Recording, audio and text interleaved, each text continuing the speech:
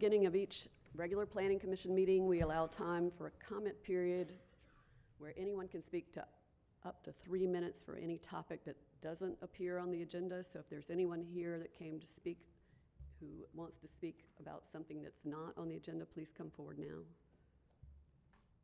All right, seeing none.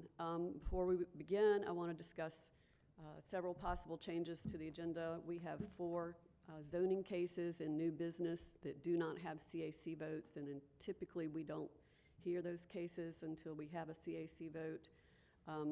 Z3919 1031 North Rogers Lane, Z4119 Millbrook and North Hills, Z4219 5709 5712 and 5716 Norcrest Street, and Z4319 Leesville Road.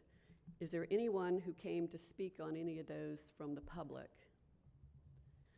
Were you here representing the applicant, or are you here as the applicant?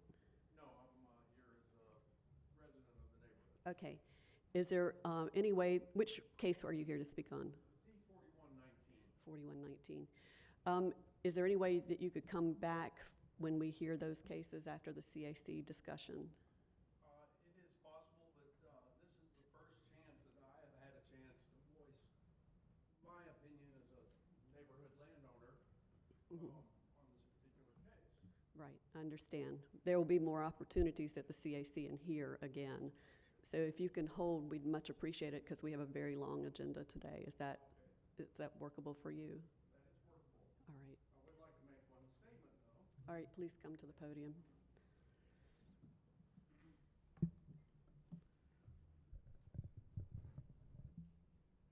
And you're limited to 2 minutes. 2 minutes. Thank you very much. I appreciate the opportunity to address the committee.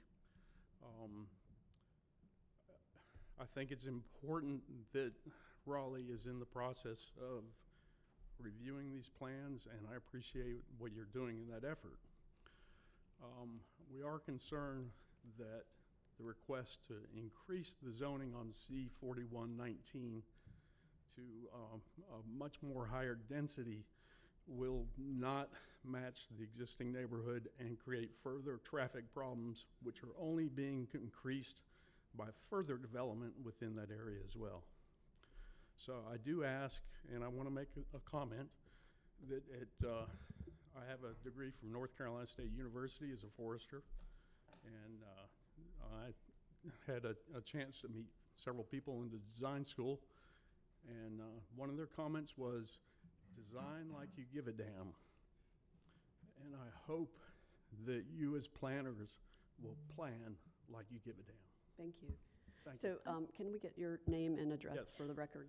Yeah, Carl, K-A-R-L, Nygaard, N-Y-G-A-R-D, 5889 North Hills Drive. Thank you. Thank you. All right. We'll come back again for further meetings. All right, thank you. Is there anyone else here that came from the public to speak on any of these 4 cases? Okay. So the CAC vote for Z3919 is, well, I don't know when the date is for that. So is there someone here representing Z3919? Okay.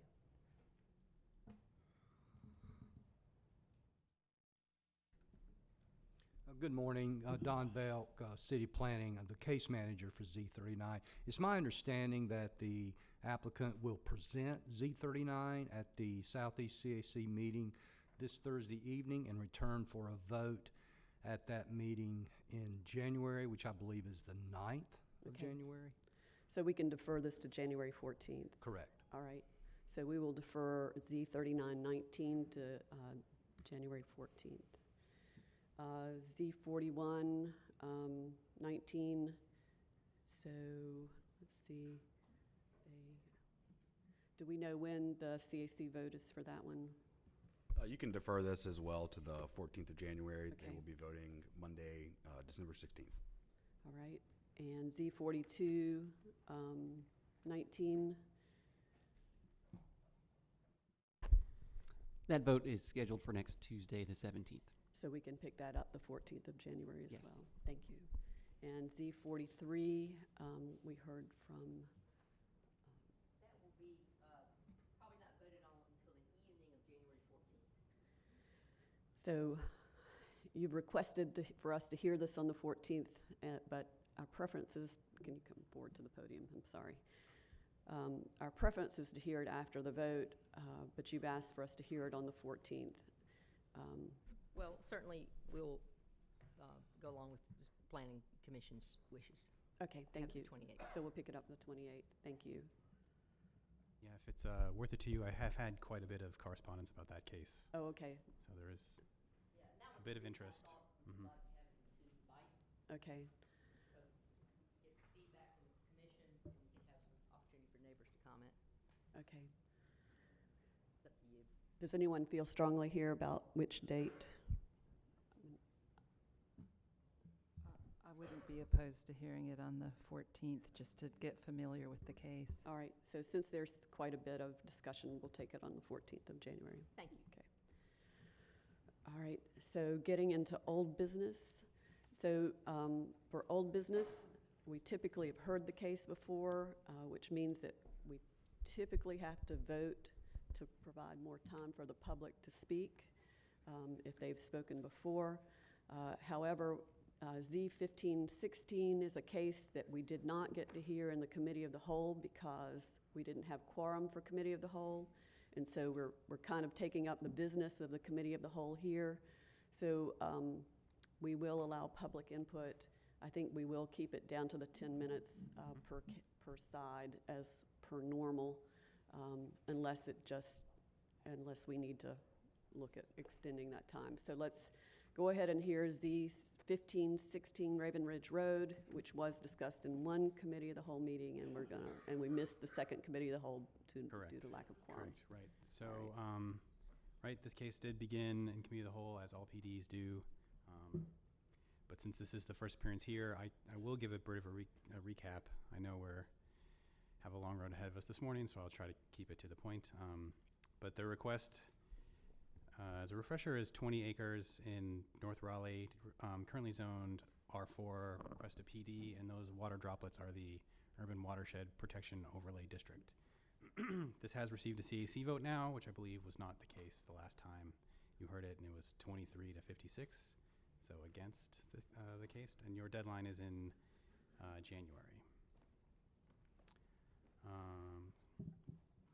So again, overview, site is now mostly forested. There are a couple of remaining single-family homes that still exist, I believe, and pictures are mostly of trees. So every PD starts with a base zoning district. In this case, it is RX. There is a maximum number of units that can be built of 180.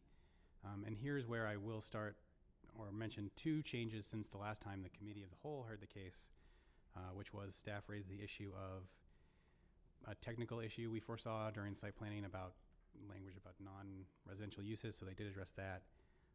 And then they tweaked the height caps to just reference feet instead of both. So they haven't changed. It's just instead of both and, there's just the foot cap. So just as a reminder, and these colors probably don't show up very well, but there's sort of a split between the height. Everything to the east of the street plan there is limited to 45 feet in height, and then everything to the west in that loop is limited to 60 feet in height, so closer to Falls of Noose, which is on the west side of the site. There's a parkway frontage. Standards apply, save for one about pedestrian access requirements, and the Urban Watershed Protection Overlay District is in place. So those rules require 40% forestation of the site, either tree conservation or replanting. So the main difference being between the current entitlement and the requested is going from about 4 units per acre to 9, and the building type. So it would permit townhouse and apartment building types. Every PD requires a TIA. So this one identified 2 intersections that would be operating at level of service F, but also concluded that that would happen in what's called the no-build scenario. So if this site remained as trees, they would still be operating at level of service F, and the contribution to the site would be marginal. So no real strong recommendation from the TIA. The master plan does reference a dedicated left turn lane on Raven Ridge as being part of the development. So that will happen, but no other traffic improvements were required. PDs do let you relax some standards. So I have a couple slides listing those. This is 5 that will not apply. So build to ground floor elevation, transparency, amenity area, and block perimeter. And a couple of modifications. So as I mentioned, the parkway frontage has one part of it that's changed. The neighborhood transition is a real technical thing that I think will not really affect anything based on what's built there today. And then street trees can be closer, which my guess is to accommodate the forestation requirements, but the applicant can speak to that. So during the committee meeting, there were some issues that were focused on building height and building massing, transparency in building materials, buffering and screening, and then the stormwater. Members of the public had raised question about how the stormwater pond will be accessed. So there have been some changes that address some of those things. So in terms of massing, there is a new limit to a horizontal dimension of any building to 400 feet and no more than 8 units. So divide 180 by 8 and you would get the number of units per building. And then vinyl siding uses an accent material, and there's a lot more language to that. Should anyone architecturally minded care, I can go through that, but it should be in the backup.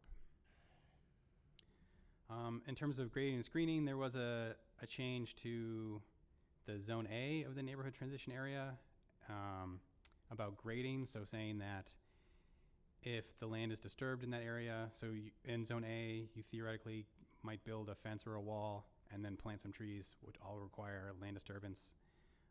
So grading would either be restored to the original condition or graded away from the residential properties on the east side of the site. They also added a definition of what an opaque buffer is. So there's a list of how many trees of what size and how many feet they need to be. So there is a couple of reference of opaque buffer, and the code doesn't define what that is. So the master plan has defined what that is. Pardon my throat also. So request is consistent with the future land use map, which is office and residential mixed use. Consistent with urban form, so the parkway frontage standards make that consistent, and consistent with the comprehensive plan overall.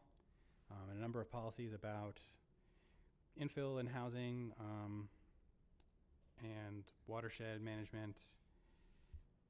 There is a area plan applied to, or in this area, so consistent with most of those policies. Inconsistent with one policy from the area plan that particularly pertains to this site, in all but name, which says, so the parts in green are the parts that are that the PD is inconsistent with. So the plan policy says there should be no apartments and there should be a height limit of 37 feet average and a maximum of 40 feet. So the entitlement fails on both those, the maximum and the average. The only other outstanding issue that remains is some language that mostly I identified as probably being a question at site plan. Some of that was taken care of, some not. A pretty weak issue. I don't think it'll just be a question to work out at the time of site plan, so a degree of uncertainty, but I don't think a real technical problem that I'm going to force. And so there is just the 14th is the last time before the deadline that you have the opportunity to hear this case. So that is all I have. Are there any questions? Any questions for staff? I have one. Could you roll back to the guidance? Yes, there on the Fossil News area plan. So apartments are included in this proposal. They are not prohibited, right? They're not prohibited. And the height difference between what is asked for here and what is proposed is what? So the two height caps, so this is a maximum of 40, and the two height caps are 60 and 45. And then the average, I'm not sure, that would depend on, I think, on the number of buildings in each zone, but somewhere between 40 and 65, I imagine, probably closer, 45 and 60, probably closer to the 60 given the amount of land area. Okay. So we're looking at so- 20 feet, so- 20 additional feet Yeah. over the guidance here. Mhm. Okay, thank you, I appreciate it. All right, so any other questions? Yeah, I did have, so Zone A is the one along Falls of News? No, so that is, Where does that grading so in a lie? In a neighborhood transition, there's the residential, the neighboring residential house, and then the Zone A is the first between 10 and 50 feet, most likely 10 in this case, of the property. Oh, so this isn't, okay, all right.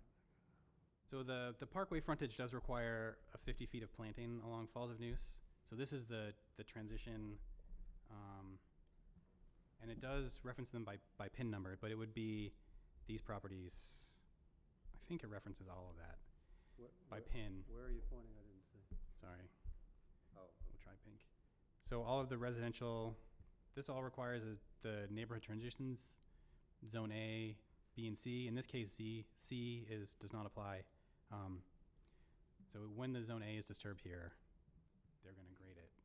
they're gonna have to grade it back toward their own property. Right, either back towards the site internally or whatever it is existing. Yeah, is the way the condition's worded.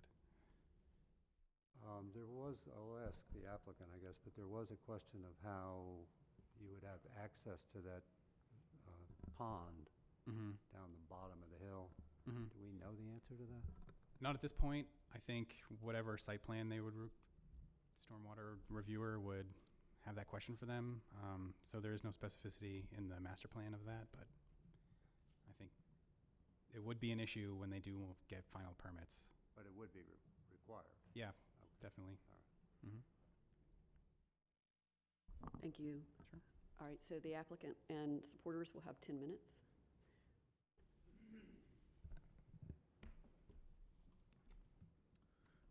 Good morning, Madam Chair, members of the Planning Commission. Michael Birch with Longleaf Law Partners here on behalf of the property owner.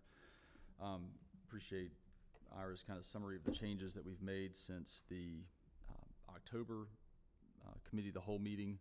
I want to touch on a few of them and some of also two of the emails. Well, I'll try and use this.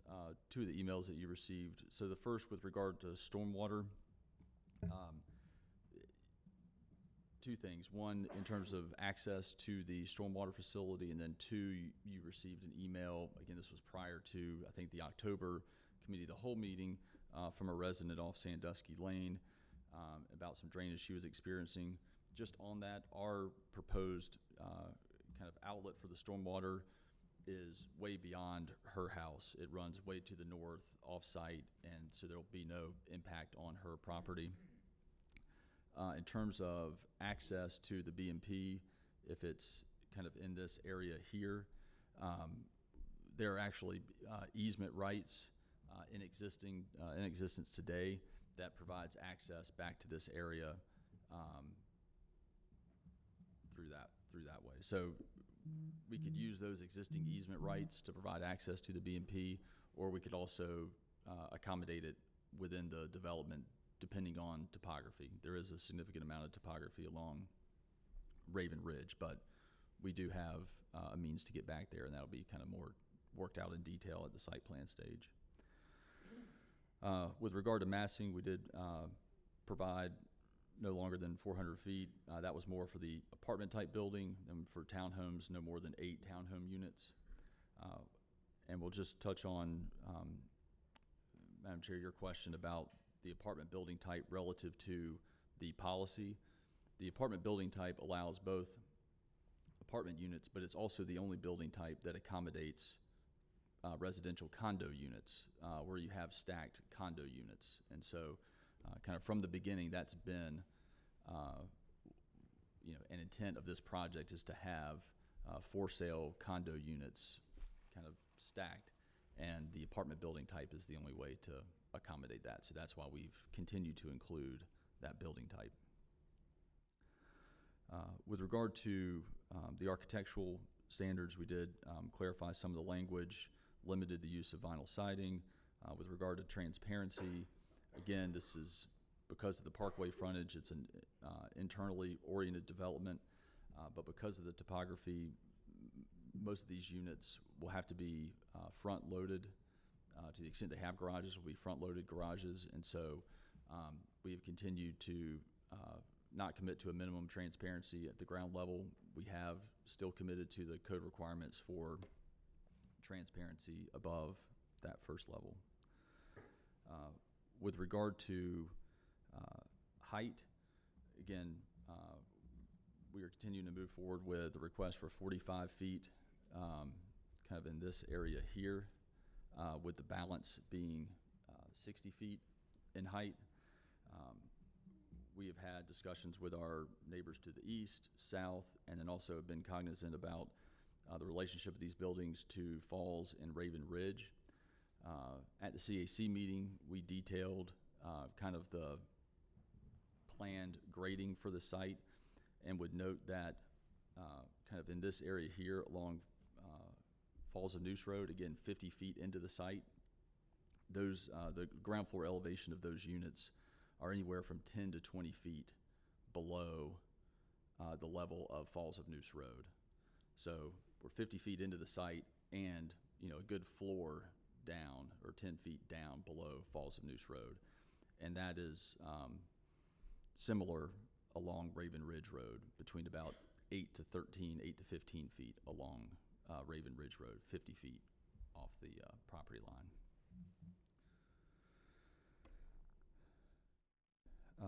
So, Director Bowers, our timer's not going, sorry. What did you say? The timer's not going, so. I'll, So, sorry about that. I No, don't no, know how much time you have left. No, I'll So- I'll keep my other comments short. Okay. I would say the other email that you received, in addition to Helen Spain about the stormwater matter, was from Janice Culver in the Raven Point townhome community. We spoke with her at length prior to the CAC meeting, at the CAC meeting, and that was, again, something we had to remove from the PD to say that we were going to enter into this separate agreement with Raven Point. That's still the plan. Her in particular was concerned about the driveway location on Raven Ridge. Again, just through those discussions, she communicated to us that she was comfortable and said that she voted in favor of the case at the CAC meeting. So I just wanted to touch on that email. And just in closing, again, reiterate, consistent with the future land use map, consistent with the key policies of the comprehensive plan, including compatibility, consistent with the urban form map, preserving the character of Falls of Noose Road and Raven Ridge Road, which was a key point of the Falls North area plan process. I think it's reasonable and in the public interest because it increases housing variety in an area that is dominated by single-family homes.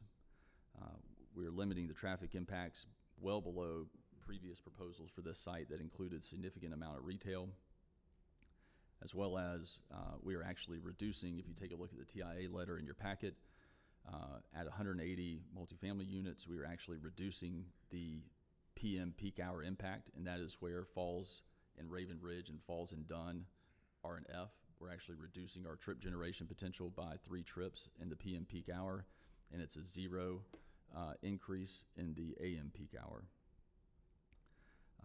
Again, preserving the character of the area and providing an appropriate transition to the east. So here to answer any questions that the commission may have, and would also ask, if there are public comments, that we have an opportunity to address those on the backside. 2 minutes, yes. Thanks. So does anyone have any questions for Mr. Birch? Yes, Mr. Gary.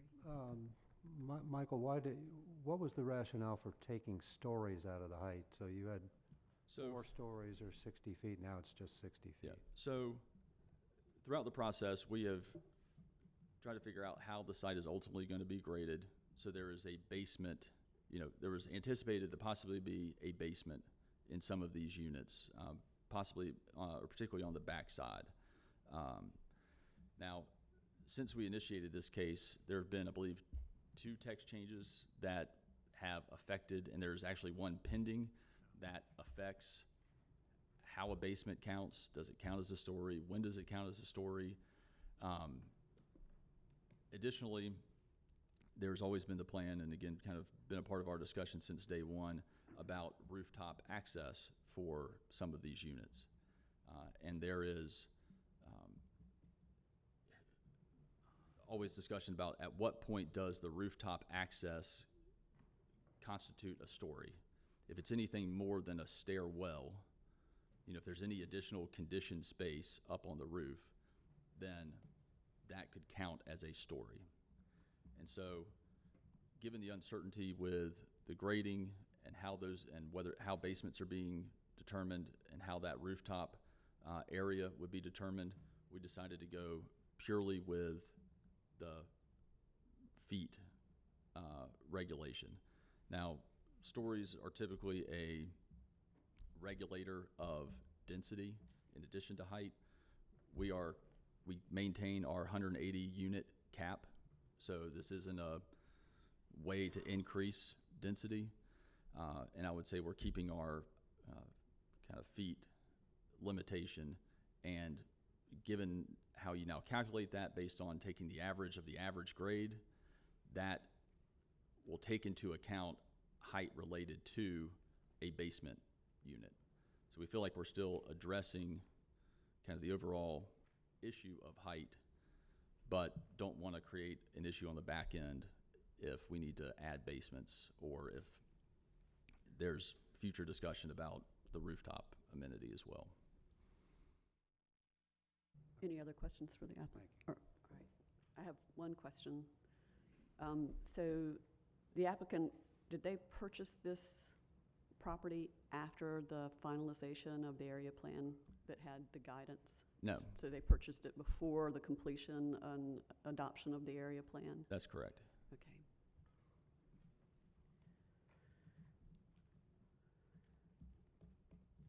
Anybody else have questions for the applicant? All right. Is there anybody here to speak in support of this case? All right. So is there anyone here to speak in opposition to this case? Okay. So you have a max of 10 minutes, 2 minutes per person, and please try not to repeat information we've heard from each other. Is there anybody but me? I couldn't possibly talk for 10 minutes. Okay. I'm Tim Niles. I reside at 11509 Midlavian Drive in Raleigh. And I want to thank you for the opportunity to speak about the case before you today. I was here and spoke about this same case in October. You may recall that I ended by noting that the group of residents who developed the small area plan originally asked for a limit of 2 stories in anticipation that the developer would ask for 4 stories and we could compromise at 3. I had hoped at the time the developer's proposal for 4 stories and 60 feet was a similar opening position strategy on their part, and that they would ultimately heed your advice from last time and compromise with the residents on height in order to move closer to consistency with the small area plan. Just as a note, they didn't purchase it prior to the approval of the small area plan, but they attended the meetings and were fully aware in the process of the small area plan. And from the beginning, the small area plan always was about height.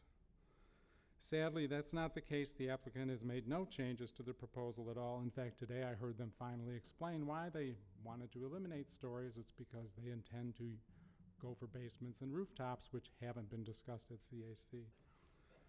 Ultimately, as you noted, the SAP states 40 feet max, 37 average. You may also recall another gentleman, a resident of Raven Point from across the street of this proposal. He spoke at the last meeting. He noted Raven Point has a mix of townhomes. Some are 3-story and that a maximum of 30 feet in height. This, of course, shows that 3-story residences can be built at less than 45 feet. Thus, a 4-story building doesn't need 60 feet in height. I don't believe the residential units at Raven Point are substandard living units. at 30 feet in height versus 45 feet in height. I certainly don't believe a four-story residence needs to be 60 feet in height in order to be viable in today's market. I myself live in a home with 9-foot ceilings. I'm not ashamed of it. I don't consider it to be substandard housing. I would also point out that the livable square footage of a 3- or 4-story building doesn't change based on its height unless you plan on sticking a basement Mr. under it or a Niles. rooftop. You've hit 2 minutes. Oops, So, sorry. If you could conclude. Thank you. All right, thank you. Is there anyone else here to speak in opposition? Please come forward. You have 2 minutes. My name's Marshall Clausen. I live at 10421 Blue Dunn Way in Raven Point, which is across the street. I'm here to talk about the stormwater. I know that they are supposed to follow the stormwater regulations under Article 9 of the UDO, such as doing that, they have to follow the stormwater design manual. And in that, it talks about having basins, and one of the bullets under there is to provide for maintenance access, minimum of 25 feet wide. Provisions should be made for vehicle access at a 4-to-1 slope. On the map, there is no provision for access to the south because of Sandusky. You can't access from the east because of what's the name of that neighborhood? Thorntonbury Crest. And to the north, you've got Lehigh Justice, which is a private road. So they would have to have access from here up along their eastern property to the church. Therefore, their 50-foot buffer that's along that eastern property would have to be adjusted somehow for access of that 25-foot road. Thank you. Is there anyone else here to speak in opposition? Please come forward. You'll have 2 minutes. Yeah, good morning, and thank you for allowing me to speak. My name is Jerry Galt, G-O-L-T. I'm at 10325 Dapping Drive in Raven Point. I'm a 46-year citizen of Raleigh, 30 years in Northridge, and 16 in Raven Point. My children grew up in Raleigh, went to Raleigh schools, teachers in Raleigh schools in Wake County, and my grandchildren also have gone to Raleigh schools. My kids graduated from East Carolina. I have one grandchild in East Carolina and another one that is preparing to go. With that all being said, we love Raven Point, and we want to stay in Raven Point for the rest of our years, my wife and myself. We're both retired. I work part-time for Precision Walls. I was a vice president, and thankfully, I can add, my 32 years of experience to the company. We've done a lot of work in downtown Raleigh, but that leads me back to Raven Point. Myself and many of the people in the community were at a meeting on September 16th where the developer presented basically the same thing here. Yes, there are some height issues. There is an opaque buffer issue. However, the people that I've spoken to are very much in favor of getting something in there.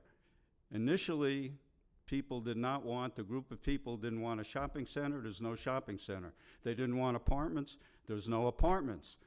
I don't know what they want. They probably don't want something that in there at all. But I can tell you this.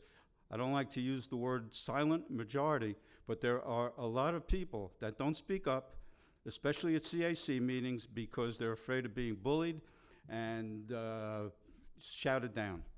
So, with that being said, I'm not a bully. I'm telling you my opinion, and there are others conceivably in the future that hopefully will get up before the City Council and voice exactly what I'm saying. Thank you very much. Mr. Galt, are you in favor of this particular proposal then? What's that? Are you in favor of this particular proposal? I am very much in favor. Okay. As are others. Thank you.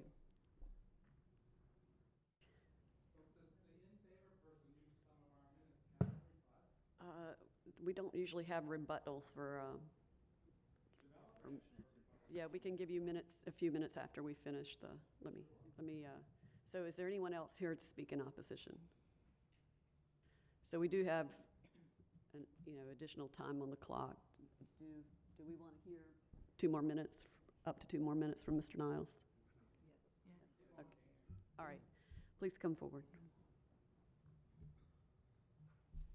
So I'll just finish what I intended to say before. I fully understand the applicant is under the constraints of the 40% forestation rule, feels it's necessary to be able to produce 180 units in order to make development profitable. And I'm not asking them to build fewer than 180 units. I'm simply asking them to do what you suggested at your last meeting and compromise on height, build the 3-story townhomes at a height less than 45 feet, closer to the 30 feet in height from Raven Point, build their 2-over-2 condos at a height much less than 60 feet, fill these homes with all the features and upgrades they want in order to justify the price points they feel necessary to be successful.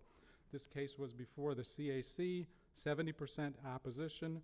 I spoke with many attendees after the meeting, and to a one, they each told me they would have voted in favor of the proposal had they compromised in compliance with your advice on height.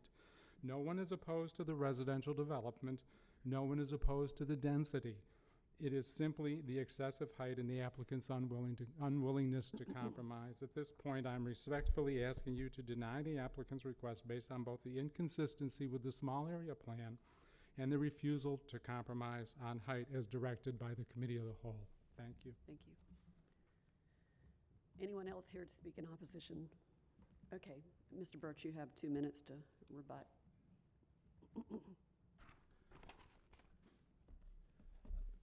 Two items with regard to stormwater access. Again, we have easement rights over Dehi Justin Court that comes down this way. So we will not have an impact to our buffer along the east. With regard to height, I believe just in terms of folks who you have not heard from in opposition, anybody here, I believe no one here. There might be 1 or 2 in Raven Point, and Mr. Niles, who lives a significant way away. I understand there's concern about height with regard to the character of the area. The one thing that we did commit to from day one was preserving the character with that parkway frontage along Raven Ridge and Falls of Noose Road. And because those structures will sit at least a floor down below Falls of Noose Road, they'll appear as 3 stories from Falls of Noose Road. From a compromise on height standpoint, to have the housing variety, level of affordability relative to the single-family homes in this area, we can't compromise on height without a compromise on the 40%. I would just be very blunt about that. This is the only development in this area that has had to comply with the 40% regulation. Raven Point did not have to comply with that. Raven Point also was not under the current height calculation measurements, which are significantly different than they were when Raven Point was developed. No longer calculating height to the midpoint of a pitched roof.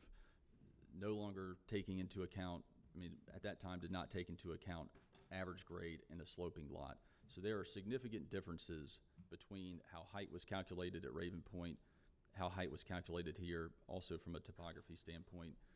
And that was 30 years ago. Frankly, our development patterns have changed since then. Thank you. Does anyone have any questions for Mr. Birch? I have a couple. The first question's related to the property in the back or not facing the streets. I just wanted to make sure we have a clear idea of what you're providing in your conditions for that. That's a 45-foot maximum height for those units. And how much of a retaining wall will that have? And there's a really nice rendering here that's showing the vegetation in our packet, but it doesn't show topography. So I just want to make sure I understand what the relationship of that backside is to the neighbors that are behind there, just so we know what we're reviewing. Great. And so we did provide this exhibit to at the CAC project, but we don't have it in the in your backup here. But we anticipate a retaining wall in this area there that ranges in about 5 to 8 feet. And I believe that's the only retaining wall that we're showing along the backside, from what I can tell from this exhibit. There will be retaining walls here, here, and then a few kind of internal. But in terms of the impact to the properties to the east, it's really in this area here. So that would be like a 10-foot, 8 to 10-foot retaining wall, and then the structure. 5 to 8 foot. 5 to 8, sorry, Yep. that's a big difference. And then the structure above it, essentially. Correct. And Okay. that retaining wall, obviously, we still have to comply with our Zone A requirements, landscaping requirements, all of that. That's And correct. the topography there, how severe is the slope? So it kind of is significant running that way as well as kind of this way. And I don't know if Jacob Anderson might be able to speak to a little bit more, but there is quite a bit of slope here. Here you go. It's 2.8, so it's better than anything the city of Raleigh would require than 4%. Yeah, that's finished, right? Yeah, that's fine. Okay. Yeah, I mean, so finished grade, it'll be at 2.5 to 4% grade. Again, that's kind of finished post-grading. Okay. Yeah.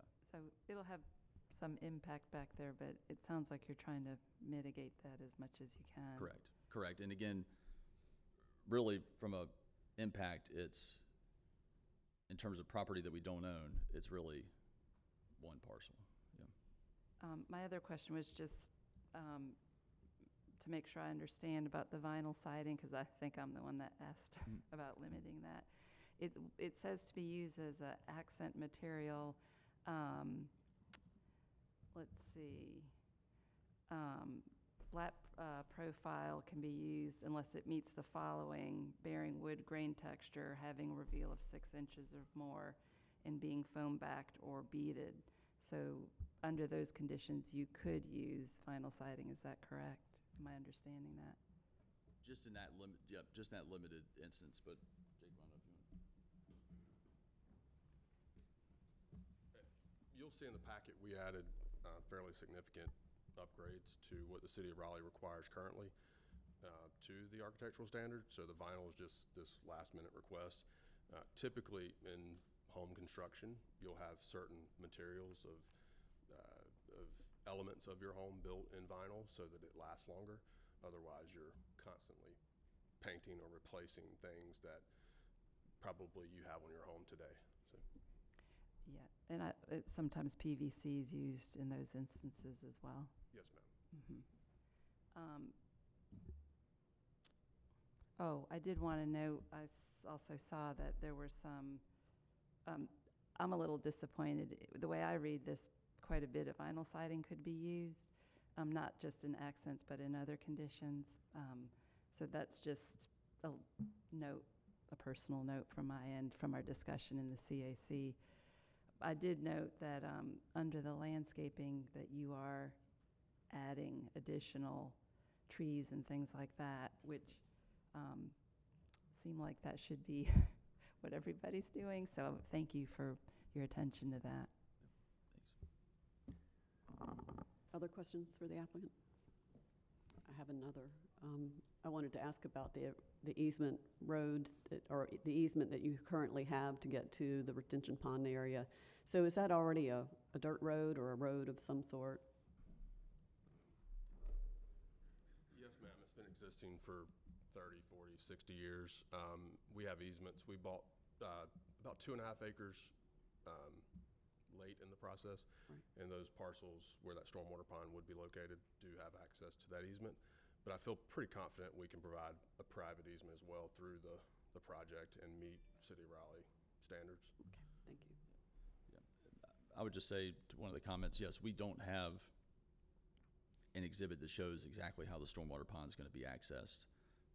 In the stage where we are at the rezoning stage, conceptual master plan stage, that's not something that, from a city requirement standpoint, that we're required to do. But again, before, or as a part of the concurrent review process, we have got to demonstrate, compliant access to the pond. So whether that's over the easement rights that we have, or whether that's through the project, that will be done. Okay, thank you. All right. Any other questions for the applicant? If not, let's bring it back. to the applicant. I want All right, let's bring it back to, I want to ask staff about the measurement of basements and roof amenities, and why that, and whether that would be an issue. And if you got a 4-story limit on this case, why would that prevent a rooftop access or basement?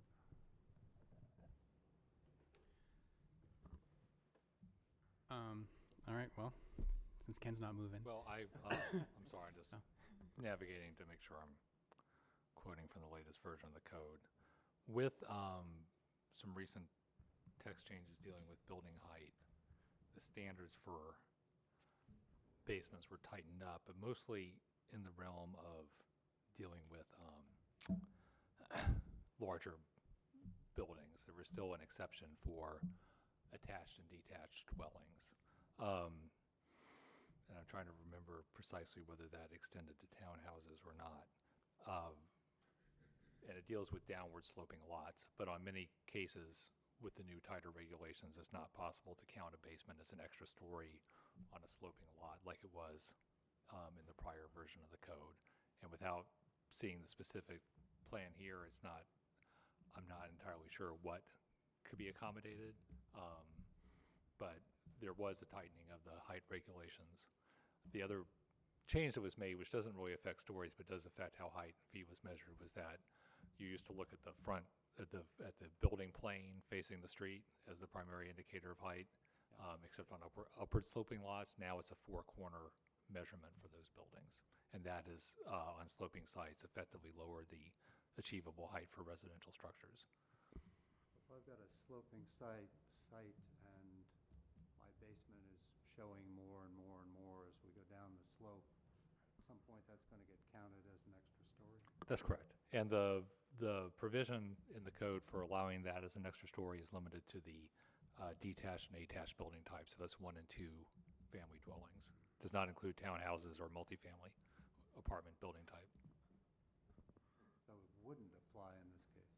Well, no, they don't get the regulations are more lenient for the detached and attached building types. You're allowed to acquire an extra story through a basement on a sloping lot. You are not allowed to do that with building types other than attached and detached. Okay. And what about roof access? How's that going to get, I'm not aware that that could be counted as a story. That's not entirely clear. There was discussion, you may recall, from a rezoning case for a hotel where there was going to be active commercial use on the roof. Did that count as a story or not? For a residential structure, it's not clear to me why having a roof access point would count as an additional story. Thank you. all right, let's bring the discussion back to the table. So is there anything that anyone wants to say or discuss about this case at this point? I'm reading that vinyl siding slide that's up here. Thank you. I think that clarified. It's only within the accent that you can have those dimensions. Thank you. Mr. Geary? So the number of stories, I'm not sure what its relevance is. We have 180 units. If we had a 5-story building, which would be allowed under this proposal as long as it fit in within 60 feet, and a 5-story building would fit in within 60 feet, generally speaking. And we've preferred in other settings to count stories rather than feet so that we could be more generous with the height of a given story. Am I right? We dispatched with numerical height limits on stories up to 7. 7 and above. Yeah. So, and the reason for that was, for making the distinction of 7 was twofold. Under the prior standards, the average floor-to-floor height in a 7-story building was significantly lower than the height categories of 5 and below. And secondly, 3, 4, and 5-story zoning is much more likely to be found in proximity to lower-scale residential. 7-story zoning is typically found, 7 and above is typically found downtown and in our more intense mixed-use centers where differences in height and feet are less likely to have an impact on residentially zoned areas. Yeah, it's puzzling to me. Could you use your microphone, Mr. Yeah, Reed? I didn't have a problem with the 4-story height limit here, and I understood the proposal to be for stacked condominiums, 2 floors and then 2 floors above.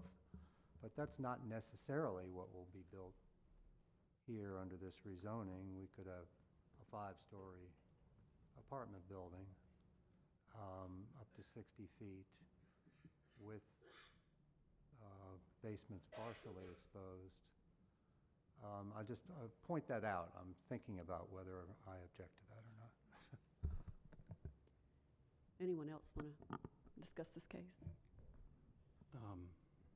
Not too much, but I mean, I can sympathize with the height and basement issue. I've dealt with it, and it's very challenging right now to, especially on slopes that have I mean, this has 30 to 40 feet of grade change, and if you think building to building, measurement off the road, like the way that when you go through the site review process that you measure heights and do those calculations, it can be, it can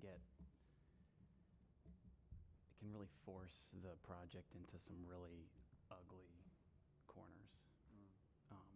So I honestly see this as a little bit of an advantage for them to have more flexibility and fluidity, I'd hope, you know, and especially going through site review and citing the buildings, but.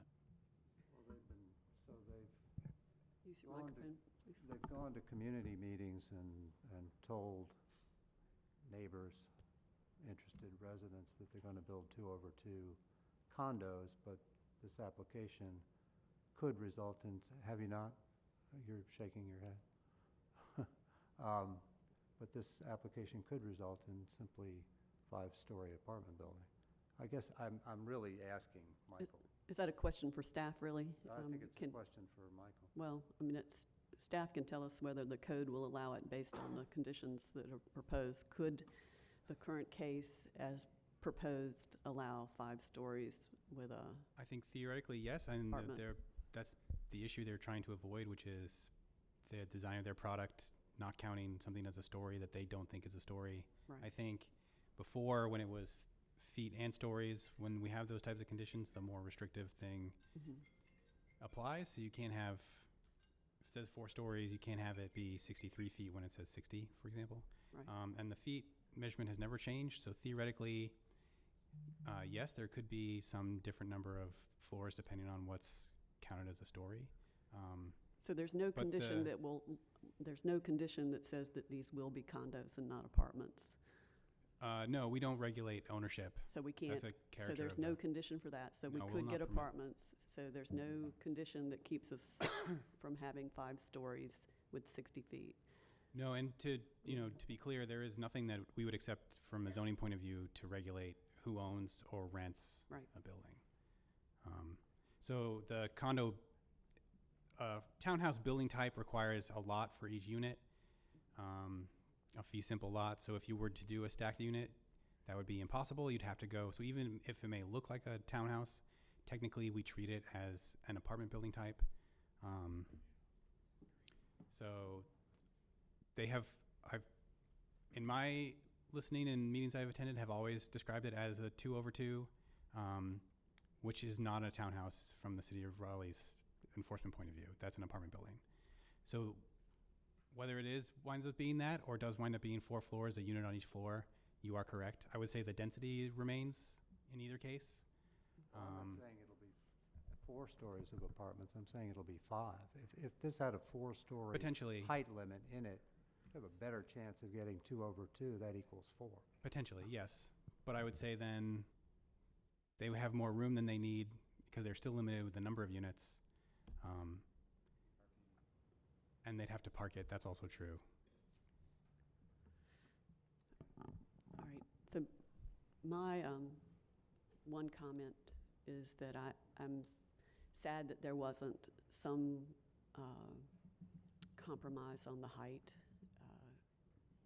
on this, that we're still at 60 feet, and especially now that we don't have stories as part of the measurement. So I'm conflicted about this case. I think the applicant has done things to bring it along, to make it more palatable, but it hasn't done the one thing that I think that would make the neighbors more comfortable with it, and that would be to reduce the height, even down to 50 feet would be helpful, I think. So at this point, I like the idea of having more housing in options in the community, but I am disappointed about the height situation. And so at the moment, I'm not feeling like I can support the case. Does anyone else want to comment? I guess I'm on the other side of it. I think we've gotten a lot of people saying that they value the time and the effort that folks have put in. We've gotten a bunch of emails saying that they support it. We've heard from other people that say they support it. Sure. You know, there's no issue with the use from the surrounding neighbors, and the height actually is pretty much there for the rear of the property. It's just the front, which is Falls of Neuse, which is a very busy road, and this is stepped down 10 feet from that road, so. Those are good points, Yep. thank you. So does anyone care to make a motion? I will move approval for this case, that it is in the best interest for the city. It is providing housing options and choice, and, you know, it's developing in a respectful way in this area and is not impacting any kind of real net change in any of the traffic in the area as well. Do we have a second? I'll second. Any further discussion before we vote? All right, all in favor, say aye. Aye. So what was, can you raise your hands, please? All opposed, say no. No. No. So it's a 3-3. What do we have to do? So the motion would, Rock, paper, the motion to scissors. approval did not Okay. pass that. So right now you can make a motion in the opposite to deny. I'm assuming it would be the. It's probably going to be the same. So Yeah. So what you're doing, so kind of give you context, you're advising on the comprehensive plan to City Council. okay. Advising and recommending. So typically you would have a majority vote to give a consistent advice on that. So I don't know if you guys want to, you know, it's an Can we it's an move it odd forward fit. without a recommendation and just say that we were evenly split? Is that a You possibility? can, and what you might want to do is have somebody make a motion to deny and state the reasons as Matt did to approve. That way both motions and the reasons would be presented. Okay, all right. So given that that motion failed, we have someone ready to make a motion in the opposite direction. Okay, well, I'll move then that we send this forward to City Council without a recommendation. A motion to deny Motion. It would be a motion to deny would be the way it's is the framed. first thing that needs to happen. Oh, well, that's going to, okay. I'll make a motion to deny. It's going to fail 3-3, right? Yes. Okay. I'll move to recommend denial. Just an opportunity if you want to give to to City Council the reasons why for denial, because you have the reasons that you put in your Yes, motion. so I think this is pretty significantly at variance with the small area plan that applies to the property. Would be helped by a limit on the number of stories, but that's been removed. So that's absent also from the application. Do we have a second? Second. Any further discussion? All in favor of this motion to deny, say aye. Aye. Aye. So those opposed, say no. No. So is it 3-3? Okay, so 3-3. So now, Can I also just update two reasons that it is consistent with the comp plan and the future land use for the record? okay, thank you. So now we need to make a motion to, or just say we're sending it on without a I think you can recommendation. just send it on without All right, recommendation. so we're sending this forward to City Council without a recommendation. We'll be prepared to report it out as such Okay. at the next council When meeting. is this next council meeting? January 7th? Okay, 7th? all right, thank you. All right. So moving on, we're going on to, Z619, this has been Thank you. before you a couple of meetings over the summer. There was a public hearing held last month. The public hearing was closed, and the city council referred this case back to you to allow for the applicants to modify the request. And that modification was to increase the requested height from 20 stories to 40 stories. The request also included an additional zoning condition that offers affordable housing units as a ratio of the final building. And so I'll go pretty quickly through this. Like I said, we've heard it a few times, and then take any questions. The applicants are here as well. So currently the property is zoned DX5 with the shopfront frontage, and the request is for DX40 with shopfront and conditions. It's inconsistent with the future land use map and the comprehensive plan. The Central CAC did vote in favor of the previous request for 20 stories if affordable housing was provided. Originally, it was not provided. It now is, so it is in line with that Central CAC guidance, albeit the height has doubled.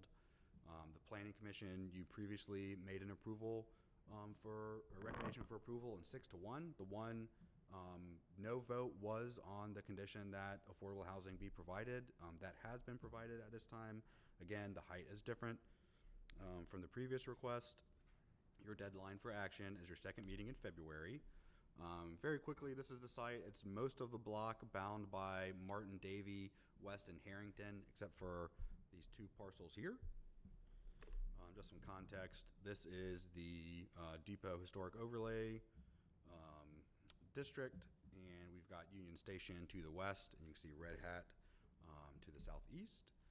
A couple of big zoning cases that were active early on.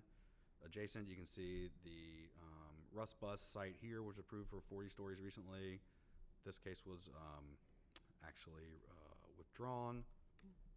And then finally, just a look at where the planned BRT routes are downtown, of course, with Rust Bus serving as a hub for that transit service. A look at the block, that's CAM, right here. There is the plaza at the front of CAM. This is looking north on Davie Street. You can see the Dillon in the back. These are the two buildings that are not included. This is on West Street. Of course, the West Street extension will come through here at some point, connecting to Cabarrus. Some of your proposed conditions prohibiting high-intensity uses. There's a provision for a 10-foot on average, a minimum of 7-foot pedestrian connection to complete the block from Martin to Davie. There's offering to preserve the facade of the Martin Street building where CAM currently is. Some restrictions on glazing. Height is regulated by an exhibit, and I'll touch on an outstanding issue there in just a minute. This shows you that exhibit. When the application was revised, the maximum height in the exhibit was remain at 20 stories. So what I would recommend is that you hold the case for 2 weeks, and we can make an amendment to that, because as it stands now, the height is still currently limited to 20 stories and 250 feet. That's not the applicant's intention. They want the full 40-story height. So just amending that before making a recommendation to Planning Commission. More conditions on how to treat buildings on the North Carolina NC Railroad corridor. Buildings there will be treated the same as buildings on public streets, meeting transparency and other requirements. There is an offering to document and photograph and provide to the city's historic preservation staff all the existing structures on the site that are contributing to the historic district. Site plan will include two 1,500 square foot plazas or open space areas at the two intersections of Martin and West and Martin and Harrington Street. Some standards for screening and for parking decks. And this is the new condition you're seeing for the first time. It provides 3 options for bringing affordable housing units into the site. targeting various levels of the area median income for various terms of length at different percentages. Change here, your entitlement for residential went up pretty significantly over what it was, almost doubled from 20 to 40 stories there. So your density and all of that has increased as well. Future land use map shows the site as community mixed use. Urban form, we are downtown and in a transit-rich area. This is the Downtown West Gateway Plan, which provided the strongest guidance for inconsistency previously with a maximum story height of 4 stories for this block. Of course, it is in excess of that. Downtown West Gateway Plan also originally envisioned some of the transit services at a different location. This is showing the rail and intermodal facility a block to the north. We now know that that takes place here, closer to the subject site. Policy consistency is the same under the previous case. And the recommendations, again, you recommended 6-1. The 1 vote contingent on affordable housing conditions, same in the central CAC. Again, we think you should hold it for 2 weeks, make the change to that, the condition exhibit, and then come back and take your action. Then the applicants are here to speak. If you have questions for them, I'm of course ready for questions. Just to be clear, we don't have another planning commission meeting this month, correct? That's right. It will All right, be so it won't be January 2 14th. weeks, it'll be 4 weeks? Yep. 4 weeks, okay. Can I ask Matt a question? Just remind me, because I meant to look at this and didn't. Is CAM preserved in this rezoning by condition, or is it just the facade? Just that one historic facade could be deconstructed and brought back. There's nothing that says an institutional or gallery use would or must remain. Gab Smith, representing CAM, is here to speak to that and what their intentions may be long-term. But in terms of what is legally required of them in the zoning conditions, there is nothing that says they must be there indefinitely. And that has not changed since the last time we heard this case, right? So it is the same as what we voted on previously? Indeed. Okay. Will there be a new CAC vote with the doubled height? I'm not sure. The applicants were there on Monday last week at the CAC and were not able to present because they were not on the agenda. They will be on the agenda next month at the beginning of January, so they will be there for at least a presentation before you see this again. I'm not sure if they've been requested to vote at the CAC or what exactly is happening there, but they will be back before them early January before your next meeting. Thank you. I asked this before, but if we took the Downtown West Gateway Plan and actually moved it so that where the bus station is currently, this would be consistent, correct? Yep, so you raised that question before, and I'll caveat that in saying how the plan was originally drawn had the most high-intensity uses at the front door of the station. The station is not where the plan envisioned it, so I think it's fair to say the plan could have called for more intensity in that location, but that's just not what transpired, but that is reasonable. Is the bus station, new proposed bus station, in the historic district, or is it just outside of it? Let me look. And this is located within, is that correct? That's correct. The bus station is here, so outside of the district, and we're here inside of the district. The zoning case is, rather. Okay, thank you.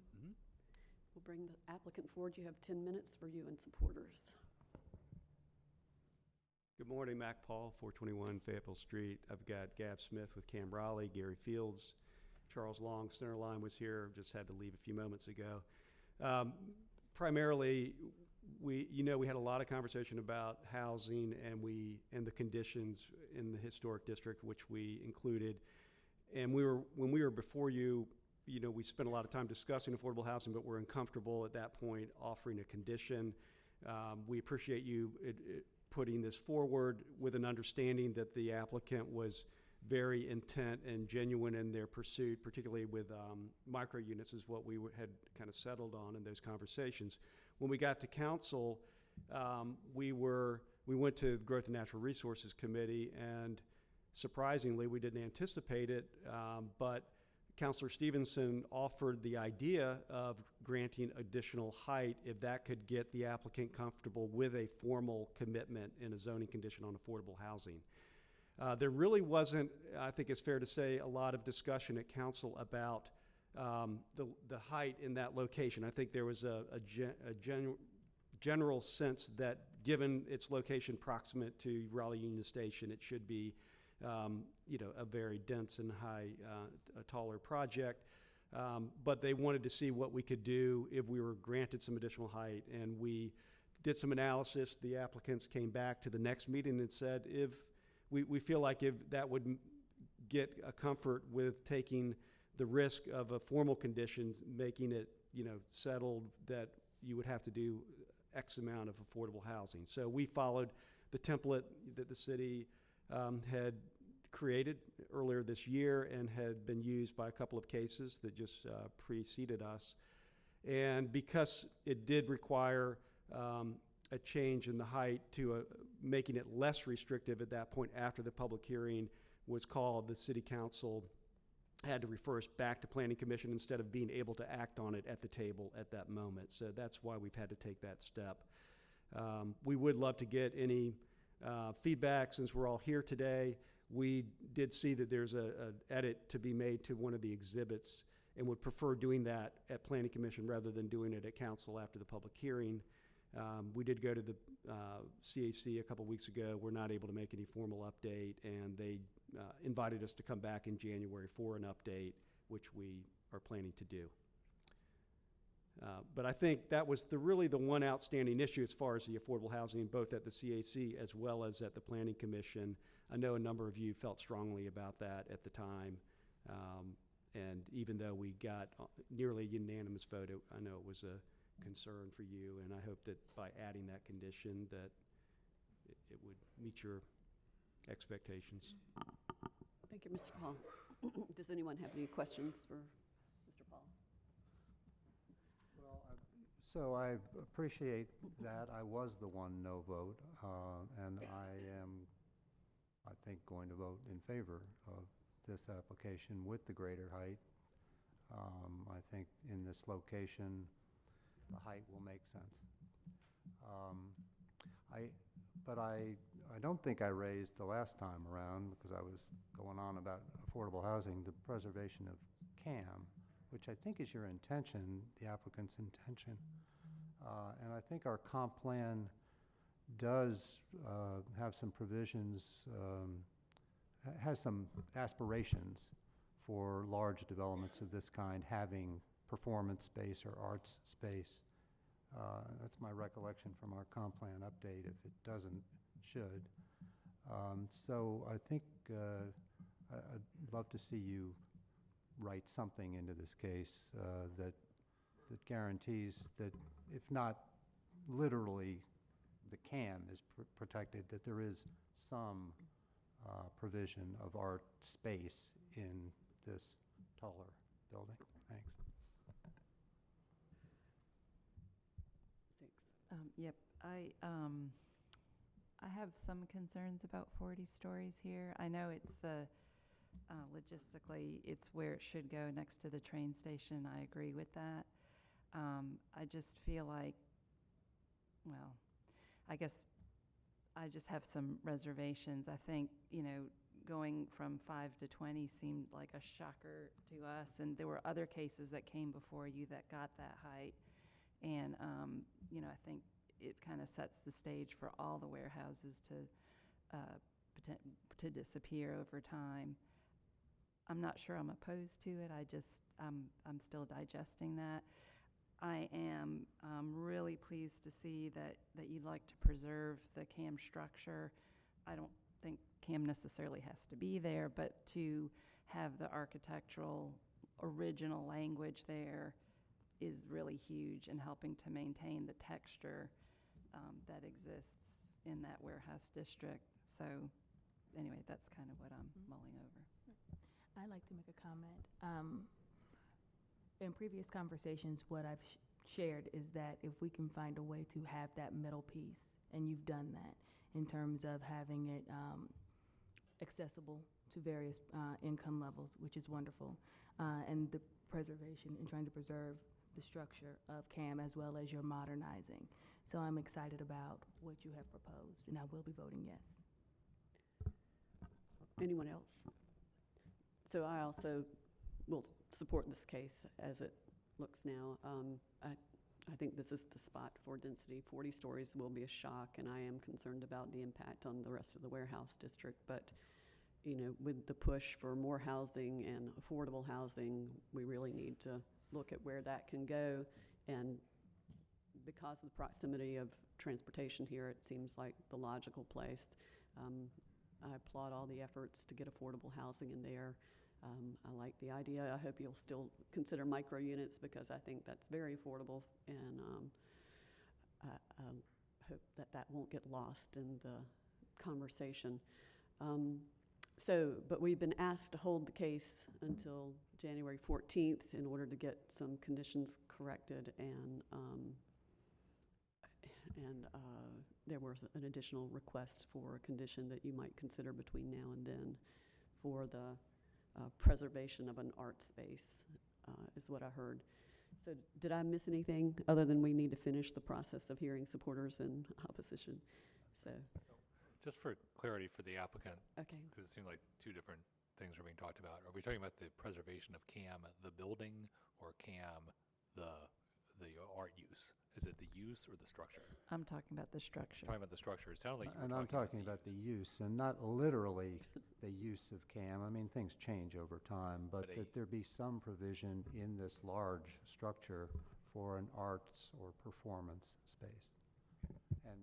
And if it's not in the conditions when you bring it back, I'll vote yes anyway. So it's really just a suggestion. All right. Any other thoughts to share with Mr. Paul? So we have 6 minutes left for any supporters that want to come forward. I'd ask you not to repeat anything that we've already heard today. 2 minutes per person if anybody wants to come forward to speak. Okay. Is there anyone here in opposition? All right. With that, I think we have to hold it at the table until January. Oh, there was one thing. So you're going back to the CAC in January. What's the date on that? Okay, so it's possible that you could ask for a vote there on the 6th. That would be much appreciated. They've heard this case before, so I mean the difference is the 40 stories, and I assume that they heard a little about that even though you didn't get to do a formal presentation. All right, I'd appreciate it if we could get a vote from them in January. Thank you. All right, we're holding this one at the table. The next case is, sorry, somebody's going to get ahead of me because I'm taking notes too. Z3319 Corporate Center Drive.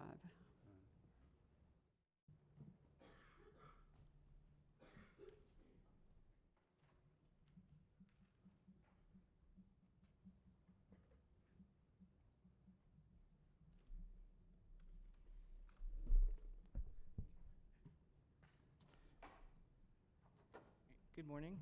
My name is JP Mansoff. Just wanted to introduce myself since it's the first time I'm seeing you guys.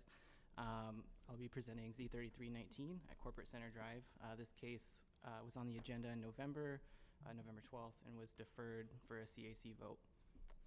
The request is to rezone approximately 22 acres from Office Park 4 with a parkway frontage and Special Highway Overlay District 1 to Office Mixed Use 7 with conditions and a partial removal of the SHOD 1 designation, which is a change from the previous iteration of this case.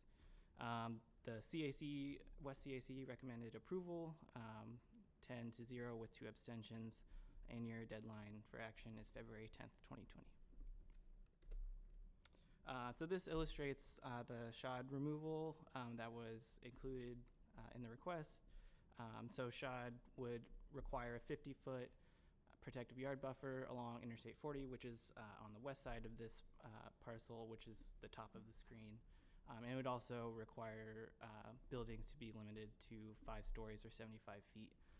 And so this essentially retains the buffer along Interstate 40, but allows the 7 stories to be built in the portion of the site where the SHOD 1 will be removed, which is that 8.8 acres on the screen.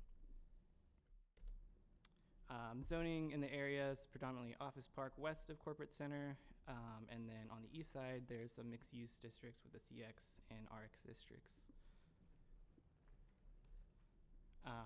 So just an aerial of the site. To the north is the recently opened Drive Shack, which is a golfing and entertainment facility. There's some large-scale office uses adjacent to the site in the Wells Fargo corporate office and North Carolina Judicial Center. So there's some medium-density residential in the form of townhomes and apartments mostly, and some large-scale institutional uses with Carter Finley Stadium and PNC Arena further to the east. And then Town of Cary corporate limits is across I-40 to the west. There is a stream that runs through the site, shown here, that would require a 50-foot riparian buffer, just a site constraint, just wanted to bring to your attention. A couple of shots from the street. So the first photo is looking at the corner of Play Golf Way and Corporate Center. You can see the Drive Shack parking lot kind of in the background. And the second picture is looking north on Corporate Center. This is just showing the site as vacant, heavily wooded land. Proposed conditions include limiting office uses to 200,000 square feet. They're specifying allowed and prohibited building materials. A list of those is in the packet. Limiting each dwelling unit to 3 bedrooms per dwelling unit, and limiting buildings with residential uses to 5 stories or 75 feet in height. Just showing the existing entitlement versus proposed. The main takeaways here would be an increase in residential and retail uses. So residential would not be allowed under the current zoning, would be allowed under the proposed. So there's an increase in residential entitlement. Retail would also not be allowed under the existing zoning, but would be allowed under the proposed zoning, with the caveat that it would be limited to 15% of the gross floor area of the building it's located in, and that building would be required to be a multi-tenant building. Office entitlement would actually be reduced to 200,000 square feet from the previous zoning, just based on those conditions. The request is consistent with the future land use map. This site was a part of the subject property of CP 718, which modified the future land use map and changed it from office research and development to office and residential mixed use, and that was intended to sort of set the stage for this rezoning, and so that so this request is consistent with the future land use map. The urban form map shows this site as fronting on an urban thoroughfare and within a city growth center, and that pink doesn't show up very well, but it's within a city growth center, and so that would recommend urban or hybrid frontage. This request does not include a frontage, so it is inconsistent with the urban form map. Overall, it's consistent with the comprehensive plan, and again, consistent with the future land use map and inconsistent with the urban form map. List of policies. Consistent policies include references to mixed-use development, mixed-use areas, in addition to providing housing in close adjacency to potential job locations with all the office located nearby. Inconsistent policies, again, just going back to the urban form map and the inconsistency with the recommended frontage. Outstanding issues include the urban form inconsistency with no frontage being offered, and the deadline for action is February 10th, 2020. And I'm here to answer any questions you have. Thank you, Mr. Manzoff, and welcome to the team. So, any questions for staff? Just to, again, to remind me, the limit on height for the residential buildings is 5 stories. Correct. And 75 feet, Mm-hmm. right? Correct. Okay, thank you. Any other questions for staff? All right, moving on to the applicant. You'll have 10 minutes to discuss your case. Hey, Amanda Mann at the Morningstar Law Group. Happy to see everybody today. I'm going to try to be brief and save a little bit of time for our consultants if necessary. I have Tyler Morris and Jason Steele here with Capital Commercial, and I also have the team from J. Davis Architects for technical questions. As JP mentioned, it's a contemplated office, residential mixed use, office at 7 stories, capping the residential at 5. We feel like it's a great site. It's right off the highway. It's beside the Drive Shack. I also worked with the Drive Shack, and I can report that they were excited about the use as well, driving more folks to that area. It's been pretty straightforward to date. We've had a very positive experience with staff. We had good conversations at the CAC. We also went in front of the Blue Ridge Corridor Alliance on November 21st, and they were enthusiastic as well. I do want Ken Thompson to come up from J. Davis to talk a little bit about the site constraints. Our only inconsistency is I'm sure we're going to ask about, is the frontage issue. So there are some site constraints with the stream and what we think tree conservation is going to be required anyway at the site plan. So we feel like that's pretty much driving it. And that overall we're going to preserve as much as we can without the application of a frontage. But I'm going to turn it over to Ken to talk about that in more specific detail.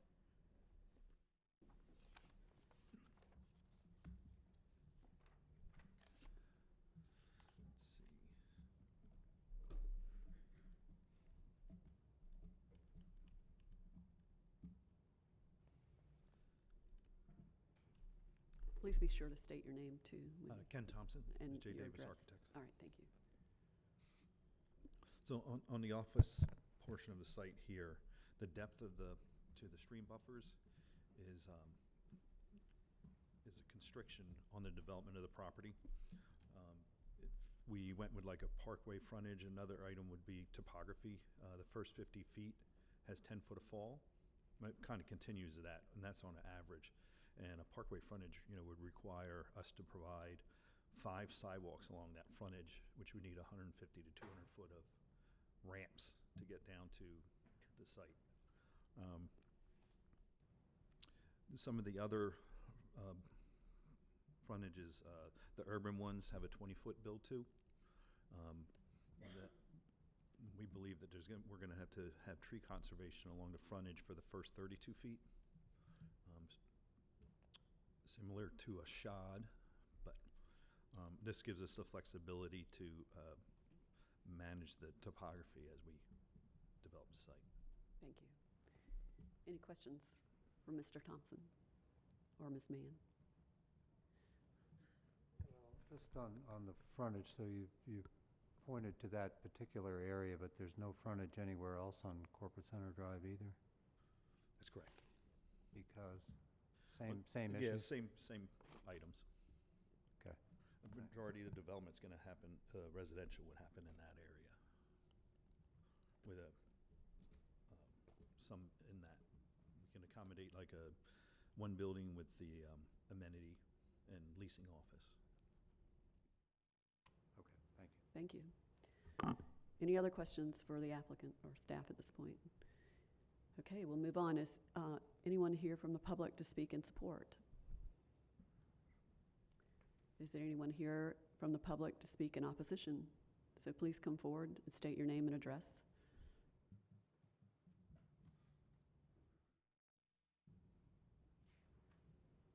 You have 2 minutes. Yes, ma'am. Good morning. My name is T.C. Morphus. I'm an attorney with the Bro Law Firm in Chapel Hill. I'm here on behalf of Bell Dakota Partnership and also Eaton Vance Management. My clients own the Dakota Apartments, which is located at the corner of Conference and Now, about probably a block from the site. And respectfully, as the project's been put forward right now, we ask that you recommend denial. Our primary concern is that the site currently doesn't allow any residential zoning or residential use. However, the applicant is proposing some office, some residential. But if the rezoning is approved, we believe that, and this is all respect to the applicant, what will happen is the residential components will be built and none of the mixed use components will be built. There's nothing in the current requirements of either the conditions or their application that requires the office tower actually be built.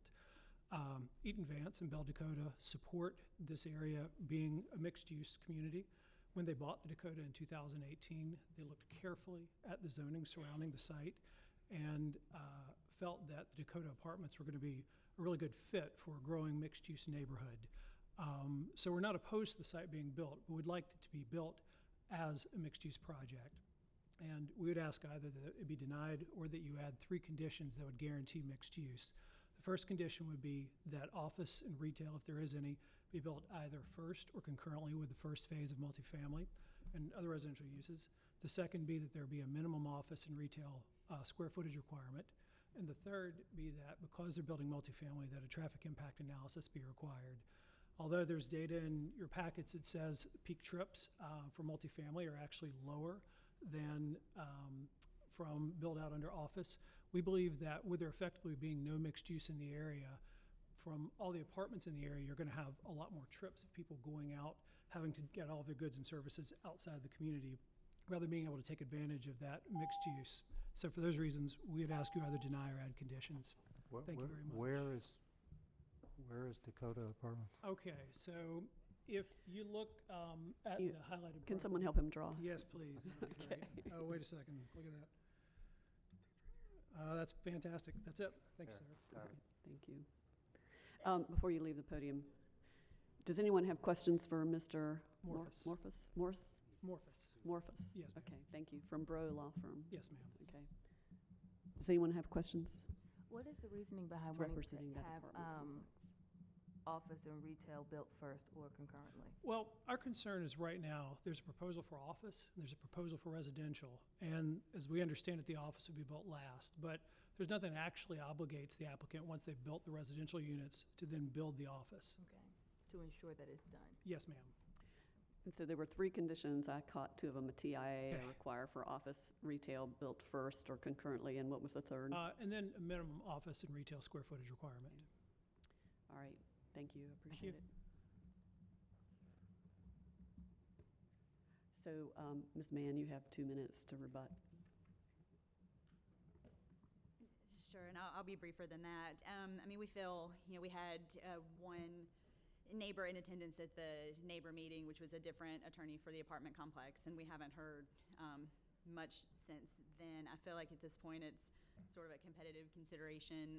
Obviously, we have to look to the market and costs and things at the time that the project actually goes into construction as to what happens and when. We think this is what we want to do, but we also understand that we've got to get through the site plan process and through the remainder of this rezoning process, and we believe that sort of this competitive consideration from an adjacent apartment complex is not really appropriate in terms of the decision here.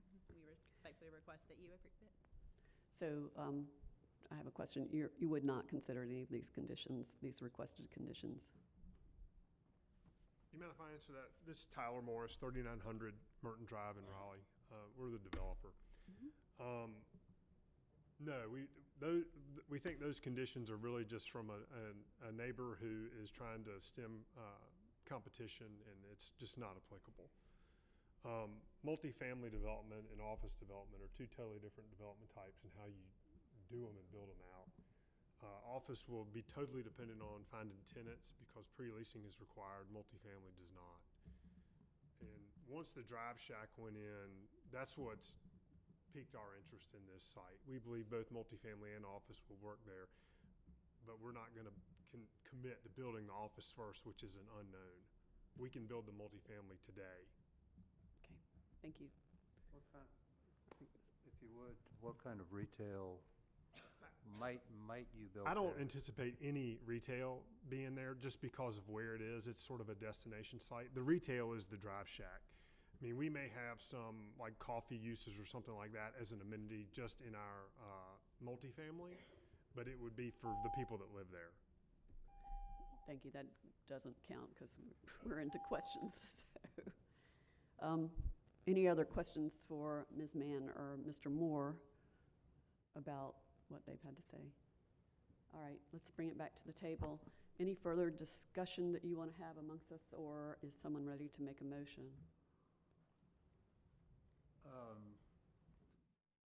That idea had not occurred to me as I read this case. I didn't have any objection to this case. Actually did kind of thought occurred to me that this is off the beaten track for any sort of retail, so I agree with what the applicant just said. I'm ready to move approval, unless somebody wants to comment further. So make sure you state your reasons for moving approval. Okay, well, I will move approval of Z 3319 because it is consistent with the comprehensive plan and it is in the public interest to develop this site as proposed. Do we have a second? Second. All right, any further discussion at this point? All in favor say aye. Aye.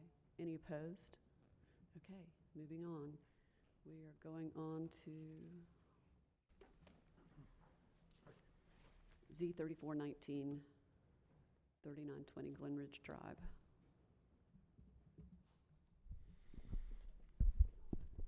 Good morning. The case is Z-34-19 at Glenridge Drive. It is a request to rezone about 5 acres from residential 6 to residential mixed use with a 4-story height and conditions. The last time you saw this case, there was one condition offered, which was to prohibit certain uses. It has been to the CAC, which voted to recommend approval if there were conditions that required there to be a fence along the boundary with home lots in the Brentwood neighborhood, as well as an undisturbed area along that same boundary. The applicant has revised the conditions to require a fence for that boundary, except in places where tree conservation is required, and then to also offer a wall adjacent to a single property at the corner where, at the edge of the property where it meets Glenridge, and I'll draw that for you. And as a reminder, it is a heavily wooded lot in the rear of the vacant Capitol Plaza Hotel site, and the request is consistent with the future land use and the comprehensive plan. And so the condition offered about the fence is essentially that there would be a fence in this area, and then this parcel here would be required to have a wall. But the fence could be omitted in the initial area if there's tree conservation there. And so that's the nature of that condition.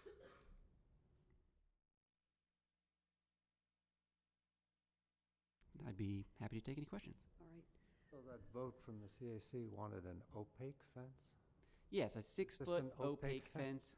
Typically the way we enforce a fence requirement, there is a standard in the code that requires 100% opacity up to a certain height. So that certainly is something we can enforce. Okay, good, thanks. Is it safe to assume that the variability dependent on the actual parcel adjacency was a result of communication with those neighbors? So in terms of the difference between a fence and a wall? Yeah. The nature of the wall, my understanding of that, and I think the applicant could probably respond to that as well, is that in that area of the site is very narrow, and so it is difficult to have a wide landscaped area in that portion of their site, and very, very difficult to have an undisturbed area in that portion. And so I think the wall is offered as a way of adding an additional barrier beyond what a fence would provide, because of that lack of ability to do something in terms of width. Any other questions for staff? All right, I believe there was public input at the 26th of November meeting. Am I correct on that, Ms. Hicks? Yeah, so we've heard from the public up to now. So if we wanted to take more input from the public, we would have to vote for that. Is there anyone here from the public that wanted to speak on this case? Okay, so do you? I'll move to give the public 2 minutes to speak. Second. Whichever way Mr. Mulder would like to speak. All right. All in favor say aye. Aye. Any opposed? Okay.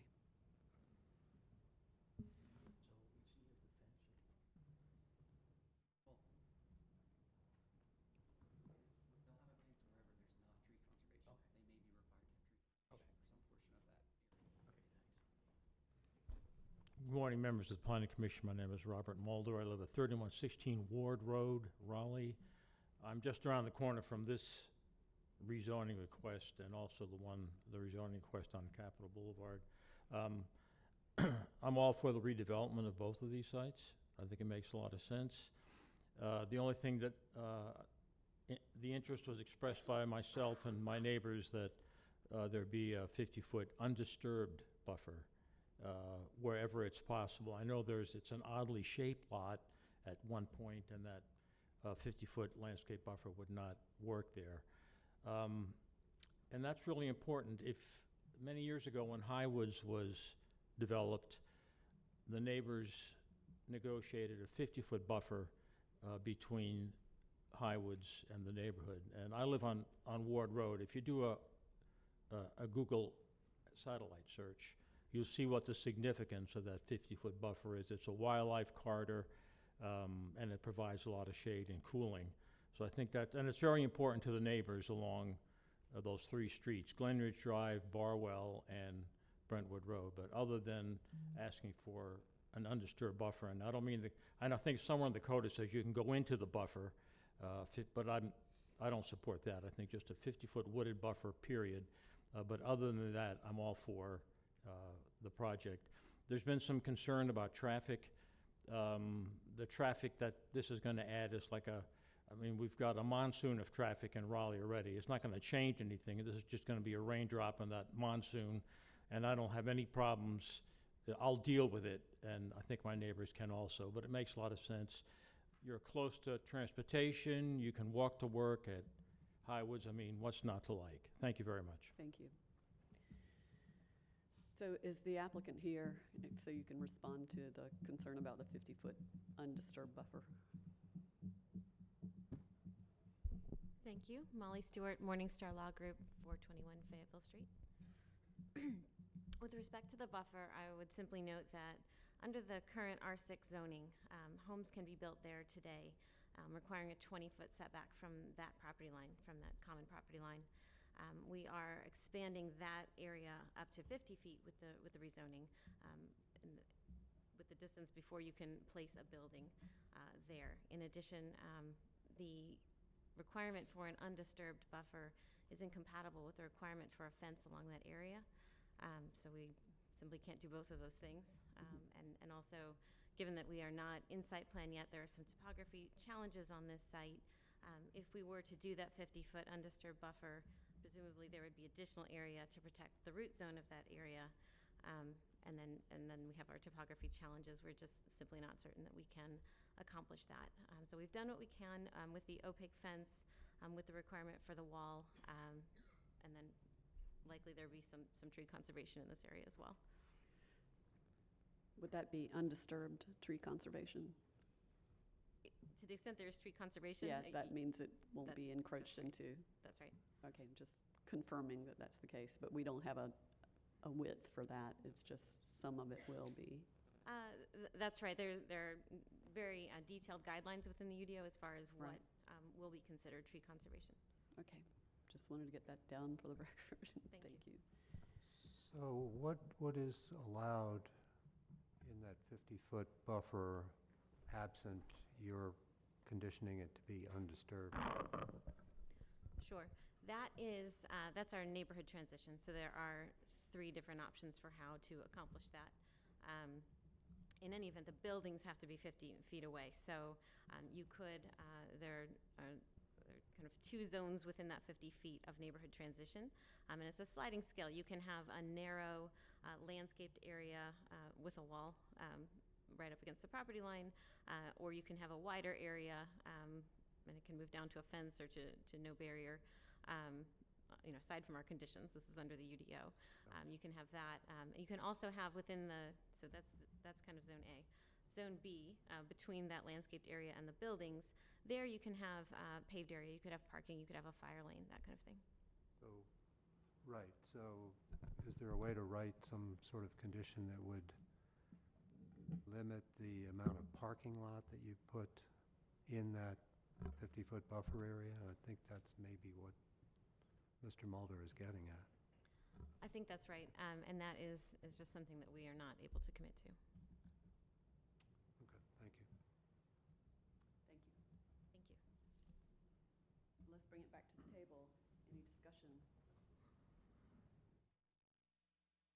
care to make a motion? Discussion, I want to vote for this case. I'm going to vote for this case. I think the point about the buffer is a significant one, so perhaps City Council will take some stronger action about that, or perhaps the applicant will offer something further as this moves forward. Without prohibiting any intrusion into the buffer, perhaps you could limit the degree of intrusion. But I will vote in favor. Are you making a motion? No. Is anyone going to make a motion for this case? Where's the verbiage? Matt's looking it up. Move approval, as this is consistent with the future land use map, comprehensive plan, and adding much-needed housing in an area that has planned transit. Second. Any further discussion? Go ahead. I just wanted to add in support of what Bob said, it'd be nice to protect some of that undisturbed buffer if possible, mostly for wildlife.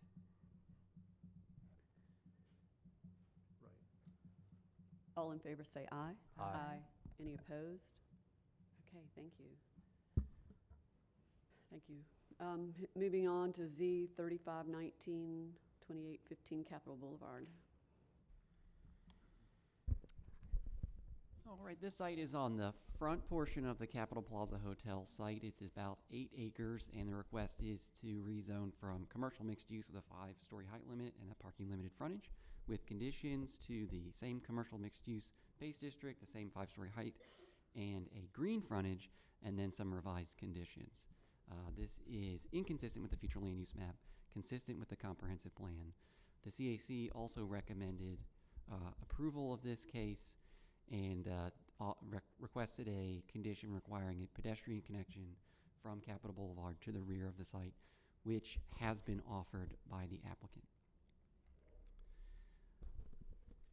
And I do want to refresh your memory of the considerations that had previously been in the conditions, which was about the applicant requiring some amount of public right-of-way to be provided within the site, vehicular right-of-way, and that was something that could not be enforced due to their unwillingness to actually offer a fully connected public right-of-way through the site, which would leave public right-of-way that is not connected to existing streets, which the city cannot maintain properly. And so noting that difficulty of enforcement, what they were willing to offer, they have removed that offer and simply exempted themselves from the block perimeter standard. So the way they've written the condition currently is that the public streets that exist today would constitute their block, and that would be conforming for our connectivity requirements. So no new public streets would be required if the case is approved as currently constructed. Now the Capitol Boulevard North Corridor study has, in its initial proposals, which are not adopted by the City Council at this time, proposed a public street connection through this site, which would serve a potential interchange at Brentwood. And so that essentially creates a square loop like what you see at P Street and Capitol Boulevard. The applicant has provided a memo that's in your backup in the agenda stating that the public street connecting Capitol Boulevard to Glen Ridge would not likely be allowed by North Carolina Department of Transportation. Under other circumstances, that may be the case.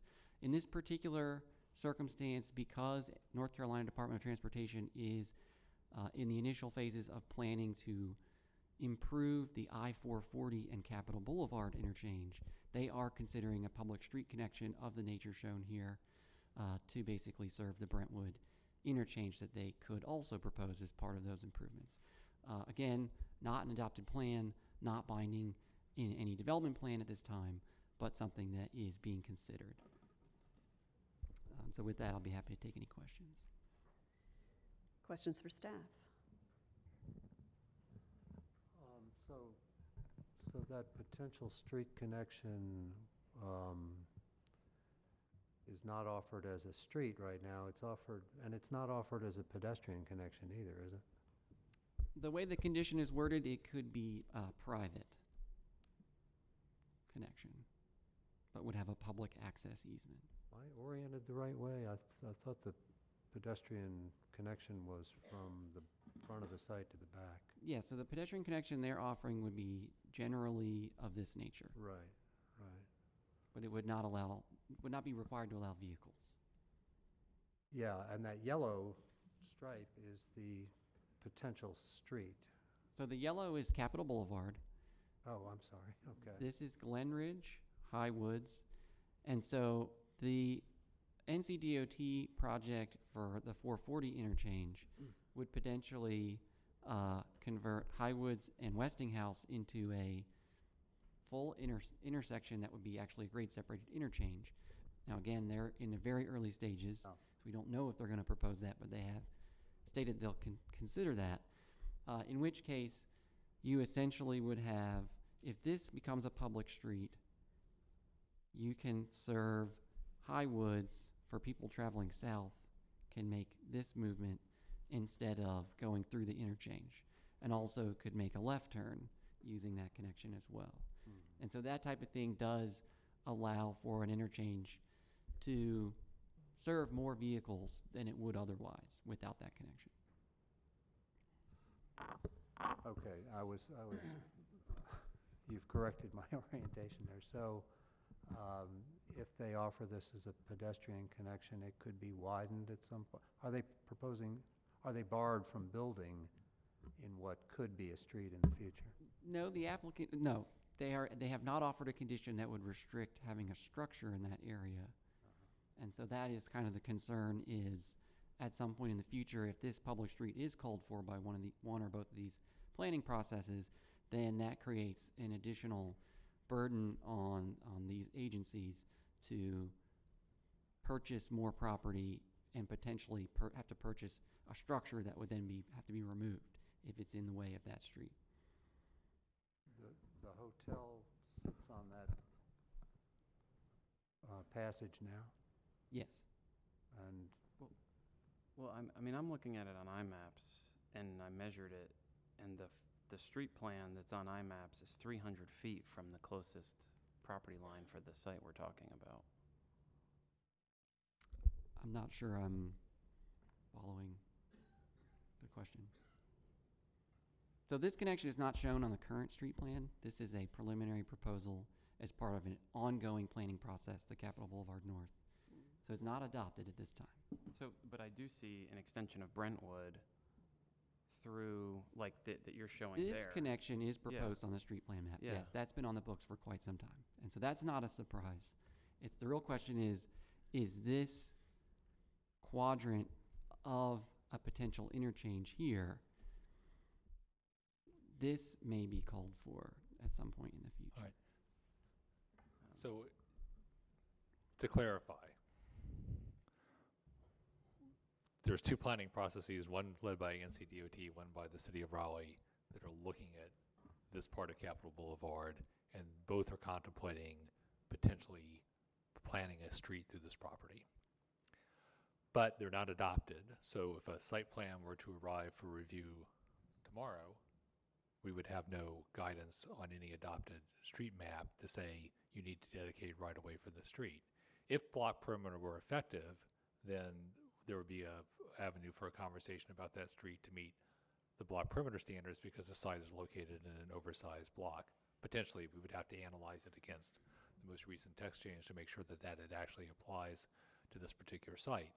Exempt from block perimeter, then if a site plan comes in and there's no street mapped, then the site could build out in such a way that would make that future street connection impossible, essentially taking it off the table, unless a plan is adopted mapping a street in that location prior to a development plan being filed. So normally, we would not be bringing forth unadopted stuff from an area plan, but for the fact that this is using a unique provision in the code that allows zoning conditions to say we don't have to comply with what would otherwise be a part of the ordinance that we would have to comply with. And part of the implication of that is that it is potential for something that's currently under study to be essentially undercut by development that would place buildings within the proposed right-of-way.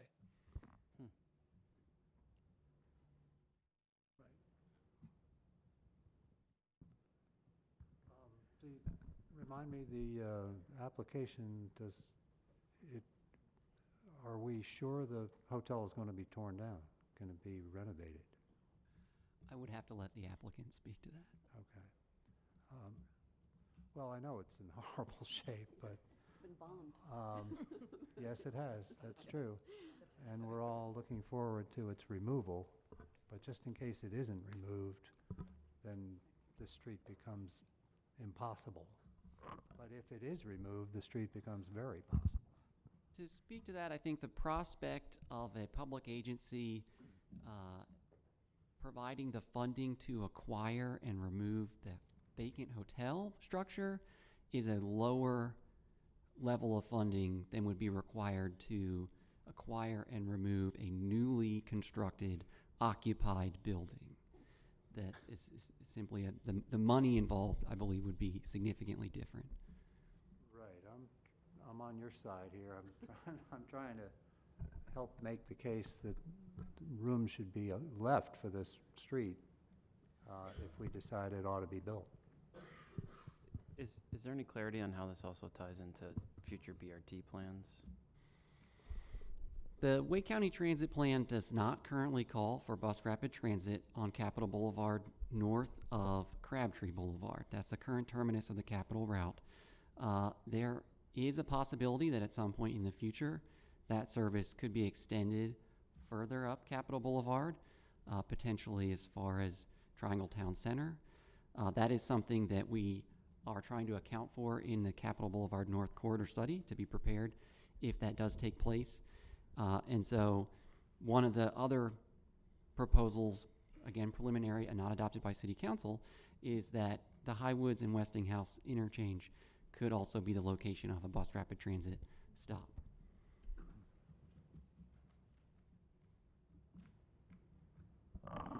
Okay, what's our pleasure at the table?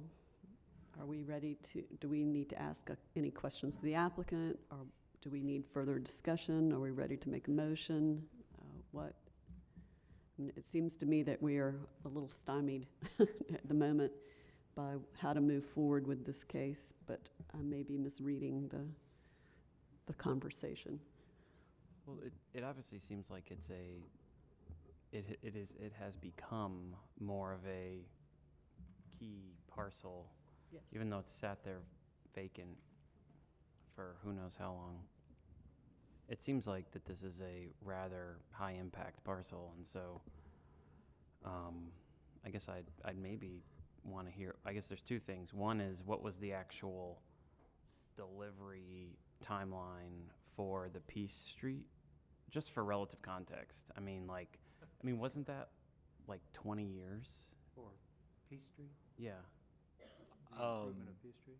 I feel like it's been going on the construction of that interchange? So from initial scope, from initial investigation to delivery. I mean, it's still being delivered, but so it was adopted into the city's plans, I believe, around 2012. Okay. And it was known at the time that there was going to be a bridge replacement project for the bridges that carried capital over Peace Street.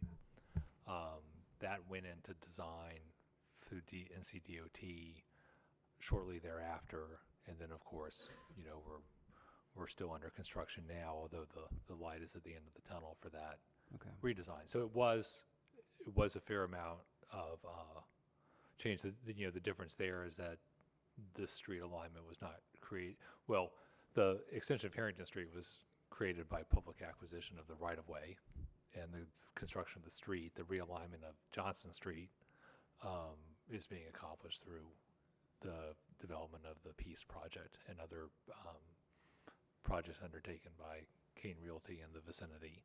So it was sort of a mix. But you are correct, there is potentially a long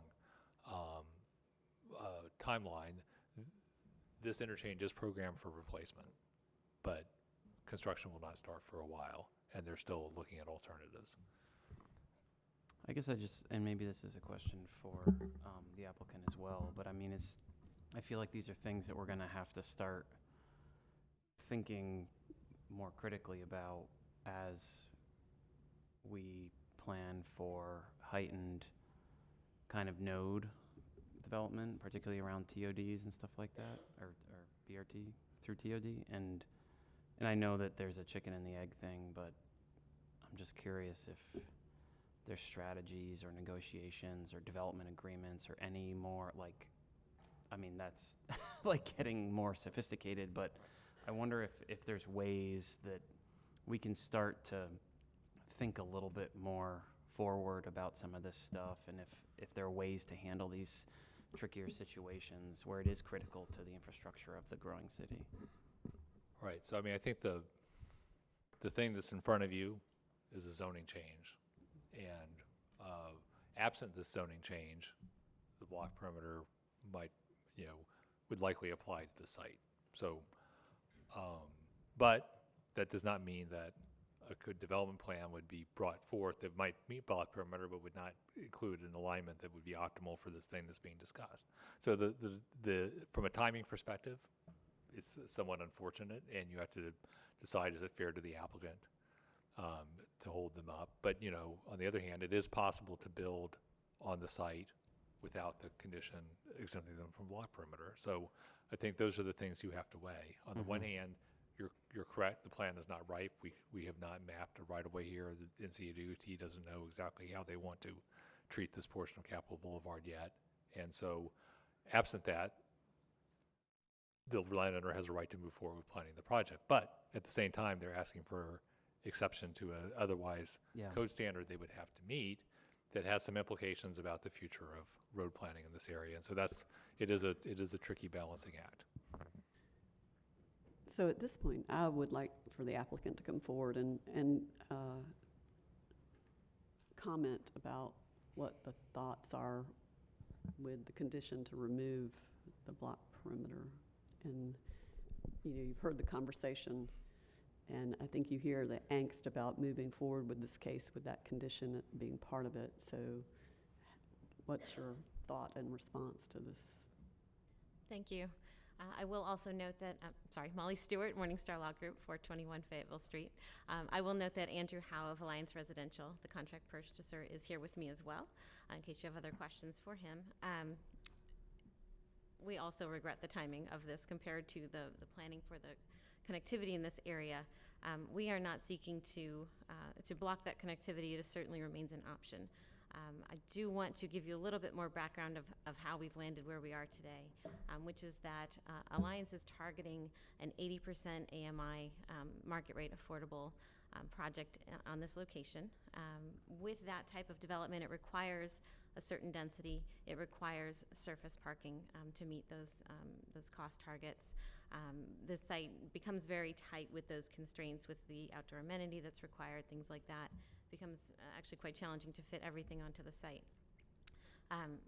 So that does a couple of things. One, while we're not ruling out the possibility of that public street connection in that location, we just need to get deeper into the site plan. And at this point, we can say certainly that we will provide a path. So there would be a path across the site at that location as the neighbors had requested. Another practical outcome of that is that in order to get the unit count that we're looking for, that we need on this site, a second access point will be required. So as you know, we originally did propose a condition requiring that public street across the back. It would have to connect through the neighboring property. So we're just not able to offer that connection, but we would certainly have to achieve it in order to build what we are looking to build on this site. Connecting to the previous zoning case? I'm sorry, one more time? Connecting and through the back to the property that was in the previous zoning case? In all likelihood. Sorry? In all likelihood, that would be the location. Thank you. Thank you. Any other questions, thoughts? I mean, so I guess are there additional options to be able to kind of maybe, whether it's through amenity space or other things like that, to get a little bit more creative, to provide some, like, I guess, modest accommodation for future plans? Like, are there, knowing that we're not in site review, to help get ahead of some of this stuff? Because it definitely, just eliminating site block perimeter, and maybe I'm not fully understanding it, but it seems like it takes, it adds a lot more unknown for me as to how it will be addressed relative to the future plans. I think what I'm hearing is a request that there be something that leaves a building gap in the middle of the site. Is that? I mean, Yeah. the best way to accommodate this growth pattern, even if it were to, maybe this is not the way, but there's an amenity area now, but that could be, even though it would take away some amenity, it would accommodate this new pattern in the future or something like that, where it still could be applicable today, but. Yeah, I don't know that that's not possible. I will say one of the challenges that I see, just sort of off the top of my head, is that we've got a build-to there along Capitol, and so we are kind of pushing buildings up there. I'm not sure how big that gap can be. I just don't know the answer. It may be possible. So would you be willing to wait a month for us to vote and go back and consider the possibility of offering a condition that would provide us with some comfort that there would be a way to deal with the public street that might come along in the future plans? I would certainly like to offer our best efforts to come up with something in that area.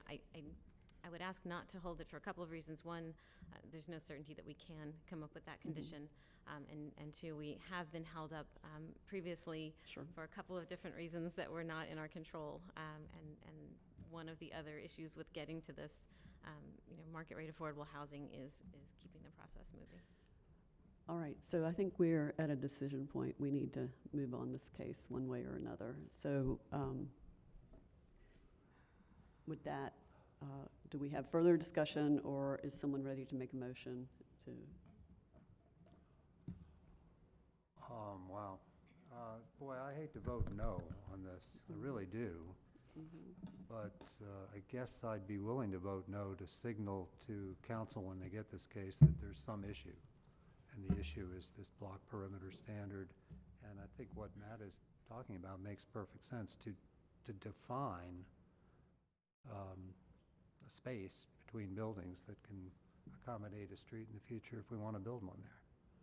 Mr. Mulder is moving forward. I don't think we gave him a chance. Well, we would need to vote him some time, so do you wish to? I would move that we hear from. Second. Thank you. Robert Who Mulder. is, by the way, the former chair of this commission. Wait, hang on. Robert Mulder, Catherine. 3116 Ward. Wait, Road. sure. Hang on. Your motion, what, 2 minutes? 2 minutes. Okay.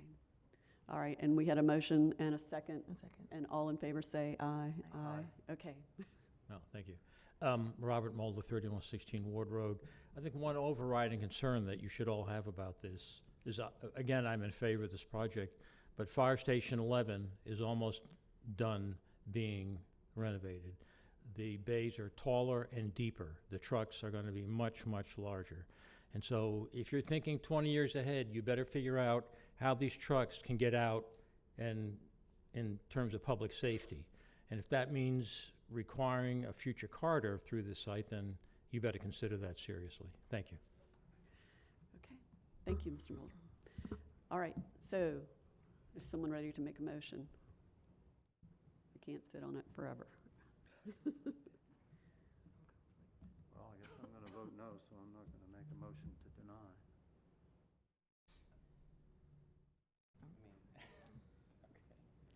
I mean,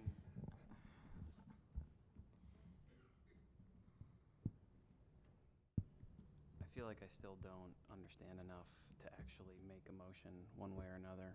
Like, this is information, I don't know if I missed it last time or what, but it seems relatively new.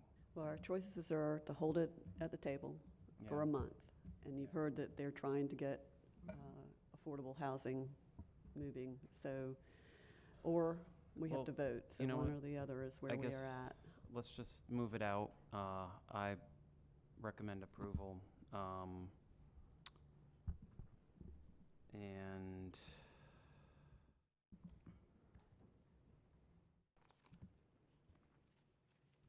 why is it inconsistent with the future land use map? Needs a change to the future. It's community. We've got, needs to be changed to John's coming community forward to mixed speak, use from Mr. Agnall. some other The thing. future land use map designation here is business and commercial services, which Yeah. envisions a You're done. that's a light industrial designation, so it doesn't really envision residential. And it specifically says if in the case that there is residential, it should not be on the first floor. And this case would allow, the proposal would allow residential for the entirety of the development. Thank you. Okay. So what would, and I think community mixed use is what would be the recommended new district. Right. So are you going to finish your? So this is, I recommend approval. It is consistent with the comprehensive plan. It's providing much needed accessible housing, but would like to make a note for council's consideration that we strongly look at and consider block perimeter and access through the site in plans for future auto and bus and any other sort of transportation that we will have in the future. Second. Any further discussion? As long as that goes forward, I'll vote yes. All right. And with this, the notation too about the change in the future land use map. Oh, yeah, Reference in sorry. the staff report. That recognizing that there is also a need for an update of the future land use map if this does move forward. All right.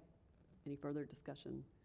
Okay, I too am conflicted about this because I'm concerned about the block perimeter and the transportation issues in the area, but I will vote to move it forward given that we are going to give that caveat. So, any further discussion?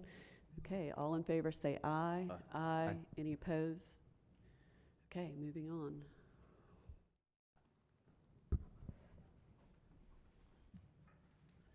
So we're going to TCZ 419 Old Town.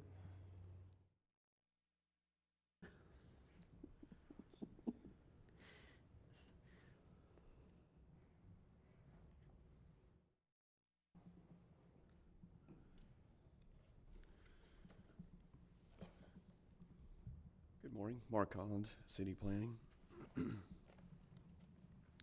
This is a TCZ 4-19.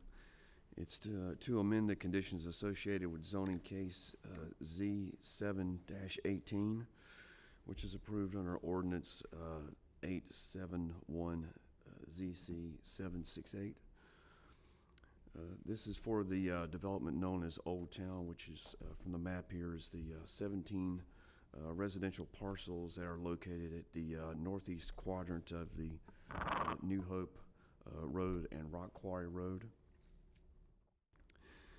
There are 5 zoning conditions that govern this property. They generally regulate the number of permitted dwelling units, the location and creation of public and private parks, the installation of greenway trail, and the use of the site for passive and active open space, and the location of the buildings within relation to Rock Quarry Road.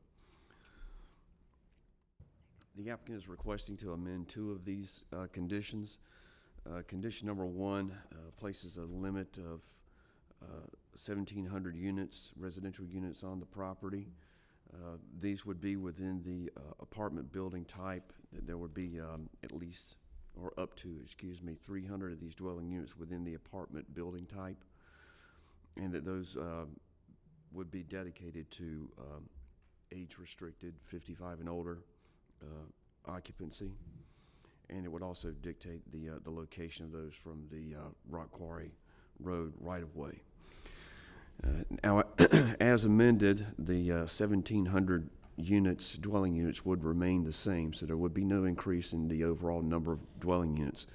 But the apartment building type units would be increased to 360 units, and of those, 100 would be dedicated to the age restriction, as mentioned with the original condition. The 2,500 feet from the Rock Quarry Road right-of-way, that would remain in this condition as well. The second condition would be condition number 3, which details the installation of a greenway trail through the property. And the current condition states that it would be constructed prior to the issuance of the 200th certificate of occupancy. As revised, and this is the exhibit B associated with the original condition that shows the location of that trail. Condition 3, as amended, the trail would still be constructed, but it would be done in phases to reflect how the development takes place within the residential portion of the development. It would be divided up into 3 nodes or routes, and there would be thresholds for each of those. The first one would be the red node, and I'll go through these so you can see them on the map as well. The red node would be constructed with the certificate of occupancy being issued for the clubhouse facility. The green node, or the green route rather, would be constructed with the completion of the connection to Barwell Road, which is to the east here, the east and south. And the orange route would be completed with the issuance of the 1,500th certificate of occupancy. The applicant has presented this application to the Southeast CAC, and they did receive unanimous approval of their request. Staff is available for any questions on this, and the applicant is available as well. Questions for staff? Seeing this as a new business, we do need to make the time for public input and the applicant. So the applicant has 10 minutes. And supporters, of course, so. Thank you. Madam Chair and Planning Commission, Beth Trejos with Nelson Mullins here today on behalf of Old Town WEHLP, the new owner of the Old Town residential property. They purchased the property. You will recall that it was owned by a bank in December of last year, and as a knowledgeable developer, started reviewing the zoning approvals and doing due diligence with the community to kind of see what was available. Eric Rifkin with the Halley Companies, which is the parent company of this ownership entity, came to me and said, Beth, when we build an apartment complex, we'd like to have 360 units to support the amenities, the level of amenities that we'd like to provide. And that was sort of the starting point. We held a neighborhood meeting in March. We went to 7 CAC meetings. We went to the Southeast CAC 4 times, which is the CAC where this property is located. We went to the South CAC 3 times. The South CAC is adjacent. And so we, through the course of that discussion, learned additional information about what the community desired for this area. What we learned is that there is a need for senior housing, and so we added a commitment that there would be at least 100 units of senior housing. The existing zoning has no requirement for senior housing.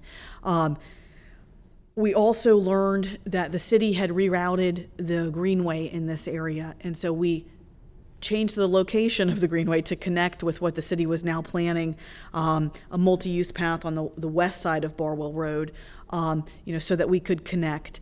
And we recognize that this development is going to be built in phases, and so the greenway would be built in phases as well as portions of the development come online. As I said, we worked very closely with folks in the community. We had folks out to visit a apartment community very similar to this that the Halley Companies has built off of 1010 Road. We spent a lot of time, and we're pleased to receive the unanimous support of the CAC after those many meetings. We are hopeful that you will be supportive of the proposed changes as well, and we're happy to answer any questions you might have. Any questions for the applicant? Can you clarify what the threshold is for building the clubhouse, when that would occur in the process? Sure. So there are actually plans in, as a part of the development, there are subdivision plans that include the roadway infrastructure, and one of those lots is the clubhouse lot. We talked with Mr. Holland yesterday about using language that would reference that existing plan to show that location of the clubhouse. So there's actually dirt moving on Old Town now. So is that an additional condition you're talking about to add to the case, or? No. Okay, it's just, no. okay. Yes. All right. Other questions for the applicant? No. All right. The construction of the clubhouse triggers part of the trail being built. Is that correct? Yeah, so the thought is that would be one of the early features, the greenway path, the streets, and the path runs along the street, so it would be a part of that construction. And it's tied to the CO of the clubhouse just to, because that would be a part of it as well. So. Thank you. Mm-hmm. All right. We'll move on to see if there's anyone here to speak in support to members of the public. Is there anyone from the public here to speak in support of this zoning case? Seeing none, is there anyone here to speak in opposition to this zoning case? Seeing none, we'll bring it back to the table. Any discussion here, or are we ready to make a motion? I'll make a motion.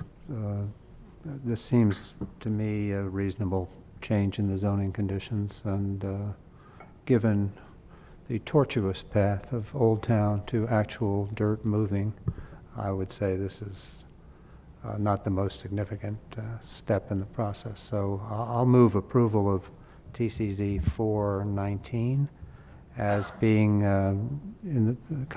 consistent with the comprehensive plan in the public interest. And there is a long statement of consistency provided by Mark Holland. And if I could just reference it in its entirety without reading it, that would be part of my motion. Do we have a second? Second. Any further discussion? All in favor say aye. Aye. Any opposed? Okay, thank you very much. Moving on to TCZ 519-3708 Rock Quarry Road.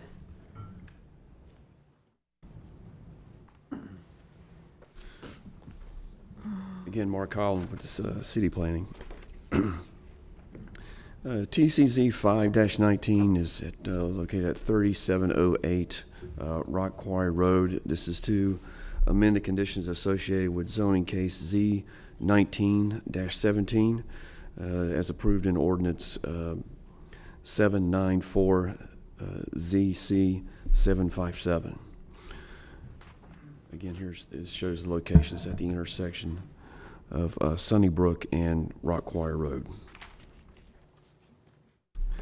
There are 3 conditions that currently govern this property, and those reflect or deal with the residential and minor utility, the maximum density of 14 dwelling units per acre, and the deeding of a transit easement to the city. This is a relatively simple change that they're making to the conditions. The condition 2 is sets a limit on the density of 14 dwelling units per acre. They're asking to change this this density to 29 units per acre. And they did present this to the South CAC on November the 4th and did receive a vote in support of that, but it was a split vote of 10 in favor, 3 opposed, and 5 abstentions. And it's my understanding that this is a development for some level of income restricted housing or income assisted housing. And it's also my understanding that the applicant had a conflict and could not be here today. Oh, Goodness. Do you know what the opposition was at the CAC, the 3 and the 5? It mainly dealt with, there were concerns about traffic, and there were some concerns about the type of housing. Some wanted to see a different type of housing at this location. There was some expression of not wanting to see an apartment or townhome as opposed to individual detached homes. All right. Oh, sorry. And do you know, when this originally was rezoned and it was approved less than 2 years ago, what was the rationale for limiting the application to 14 units per acre then? It's my understanding that the applicant at that time is switched ownership since that time. And the original or the previous owner wanted to do townhomes on that site. So not Not an apartment not low, type. not subsidized. Yep. All right, so we have no applicant today, but we will hear from the public. So is there anyone here from the public that would like to speak in support of this case? Is there anyone here that would like to speak in opposition to this case? Seeing none, I'm concerned about voting on this case without having heard from the applicant. What are your thoughts? What's your deadline for action? You could definitely hold it for comment from the applicant. Yeah, that's, if you have time. yeah, that's my preference if we have time. All right, so I'd like to hold this at the table until January 14th so that we hear from the applicant at that date. I'm reluctant to take an action without hearing from an applicant and having the opportunity to speak with them.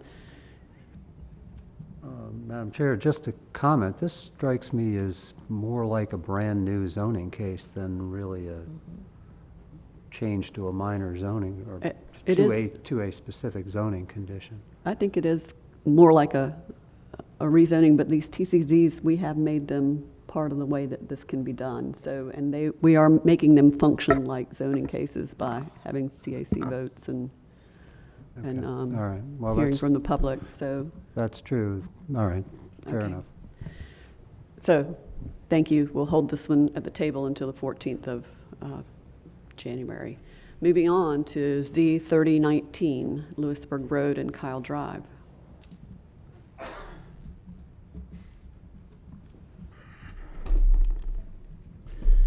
right, hello. Good to see you again.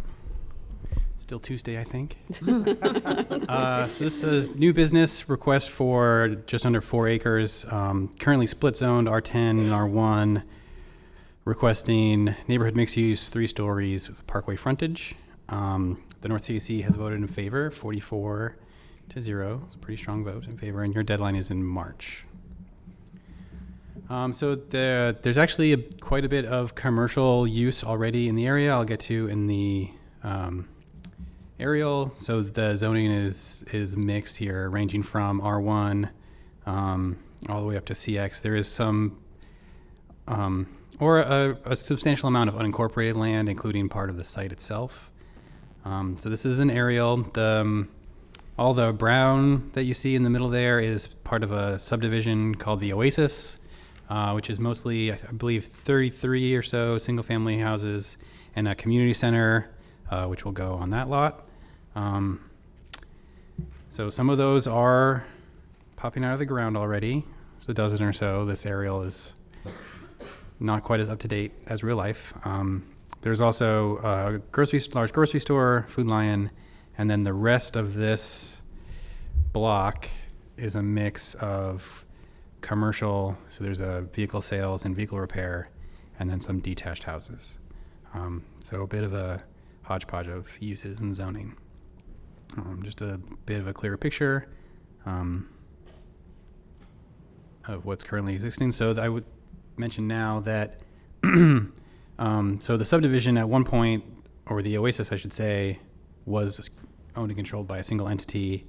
Now some of the lots, the home lots, have been sold. All the lots on the zoning site, as well as everything that looks like that, is also controlled by the same entity. So these houses up here and this one down here are unrelated in terms of ownership.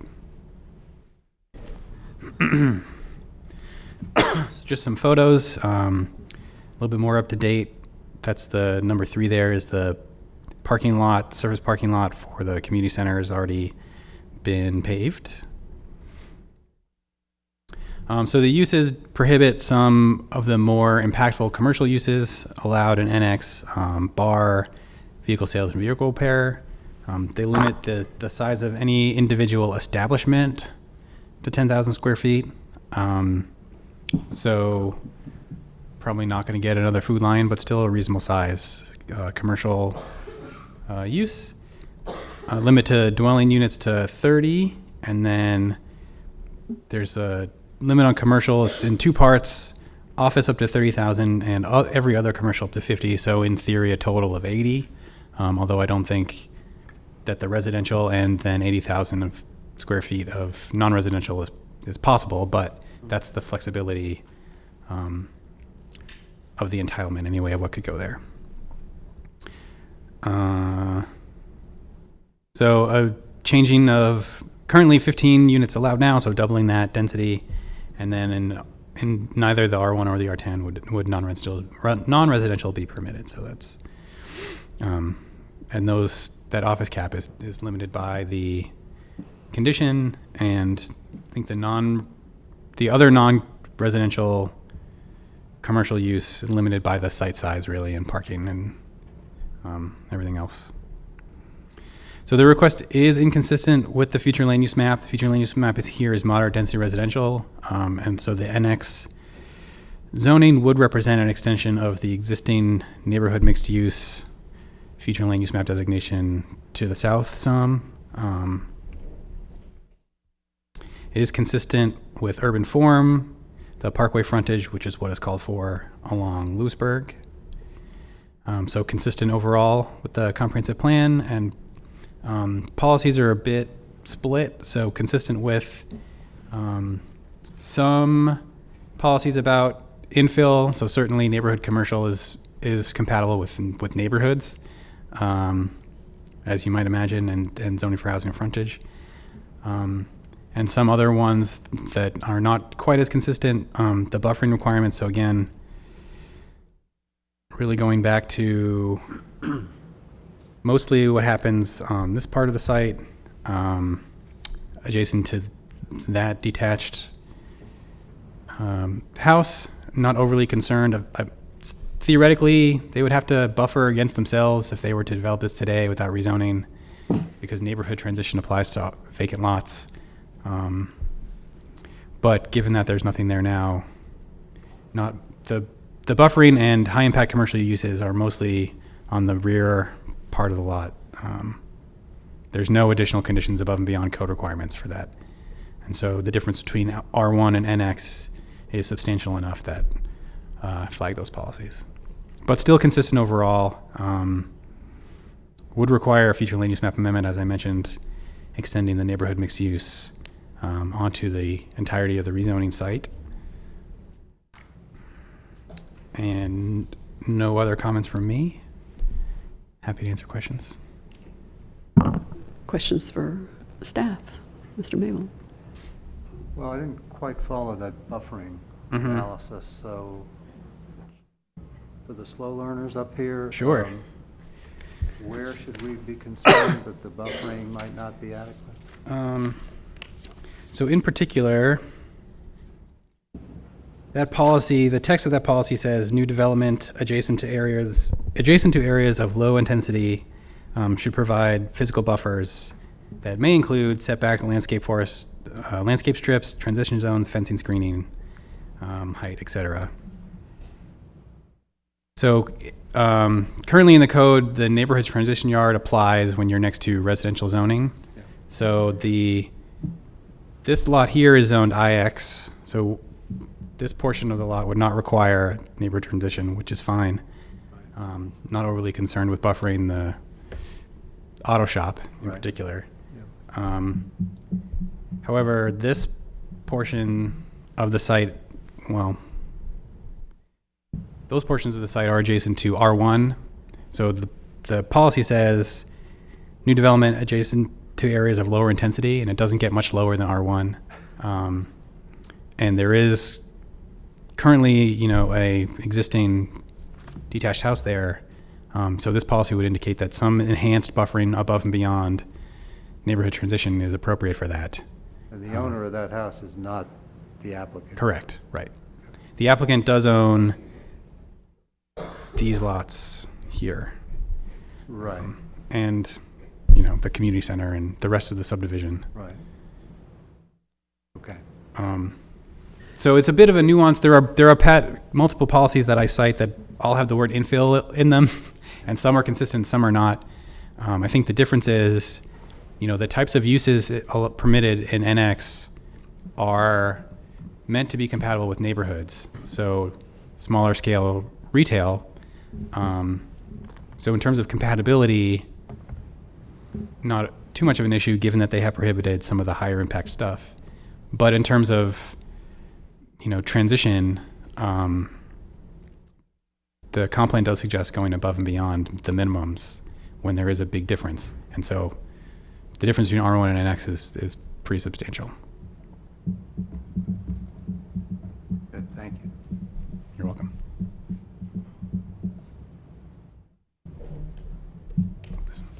All right. Any more questions for staff? Okay, let's hear from the applicant. Madam Chair and Planning Commission members, Beth Trejos, Nelson Mullins, here today on behalf of Sawwell Real Estate and Cozy Homes.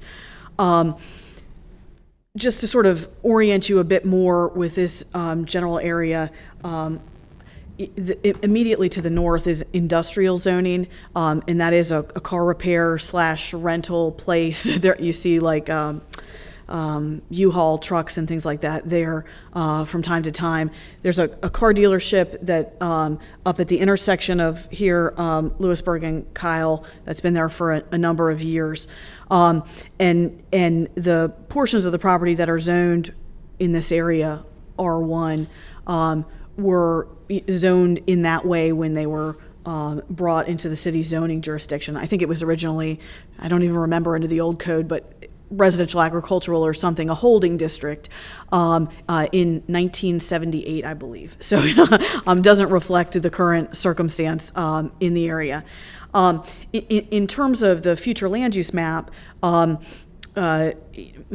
my client was involved in the larger development of this area, really with the intent of this property here being a mosque and community center. And I think that was the initial driver for the project. They thought, well, we can build some homes in close proximity to that. And then as you know, they got to thinking about what was happening, well, you know, it'd also be nice to have some services and offices in close proximity to this place of worship and community center where folks will be regularly visiting, you know, multiple times a day.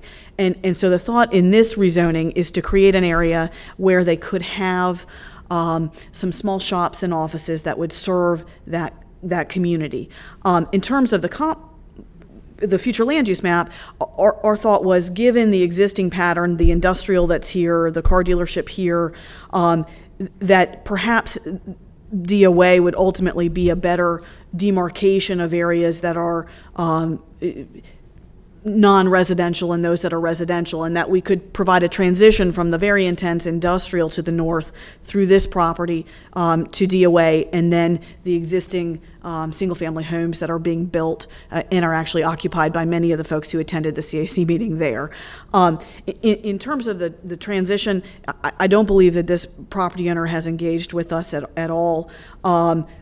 We had our neighborhood meeting, I believe in March, possibly in April, but our neighborhood meeting, we went to the CAC 3 times, August, September, October, and I don't recall that this particular landowner spoke with us. We do believe that the restrictions on the nature of the uses, the code requirements relative to neighborhood transitions are sufficient, particularly, you know, given the existence of industrial immediately adjacent to the site. Again, the vote at the CAC was 44 in favor and 0 in opposition. We hope that you will be similarly supportive. Thank Happy you. to answer any questions. All right. Questions for the applicant?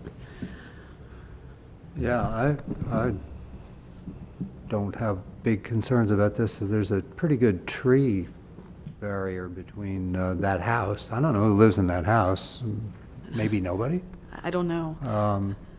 But it is a house, and it's buffered from the industrial use west of it.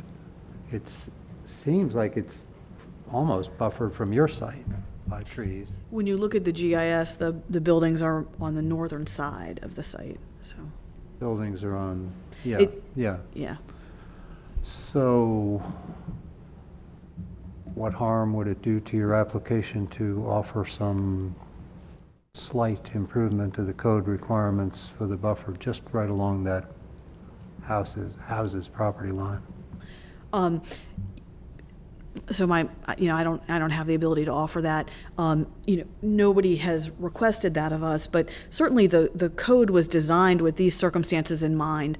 And the buffers that were put in place were intended to create these transitions between neighborhoods and low-intensity, non-residential uses. So we would like to rely on the work that was done in the code to provide that transition. Thanks. Any other questions for the applicant?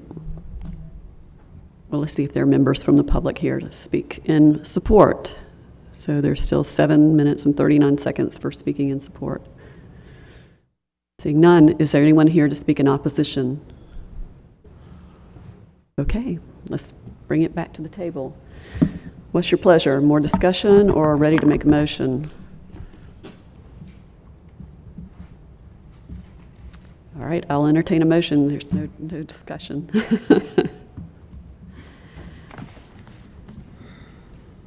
Anyone? Bueller? All right. Let me find. Okay, thank you. I was going to have to go look it up. Go ahead.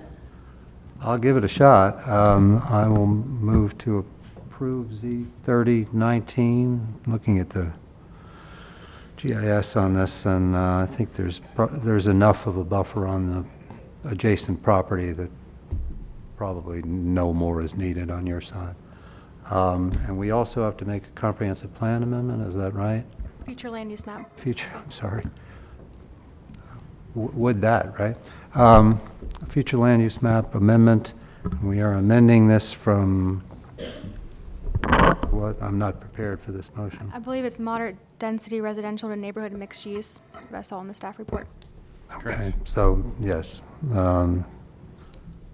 make that change to the future land use map, and I think both will be consistent with the comp plan. Both will be in the public, excuse me, public interest. Okay. Do we have a second? Second. Any further discussion? All in favor say aye. Aye. Aye. Any opposed? Okay. Thank you very much. So we have deferred all the remaining zoning cases on the agenda today to the 14th of January. So we're moving on to the Planning Commission meeting minutes. Does anyone have any items on the meeting minutes or ready to make a motion to approve or deny? I'll make a motion to approve. Second. All in favor say aye. Aye. Any opposed? No. Okay. Are we up to the report from the chair or the planning director? Okay. Sorry, I'm getting back to my note.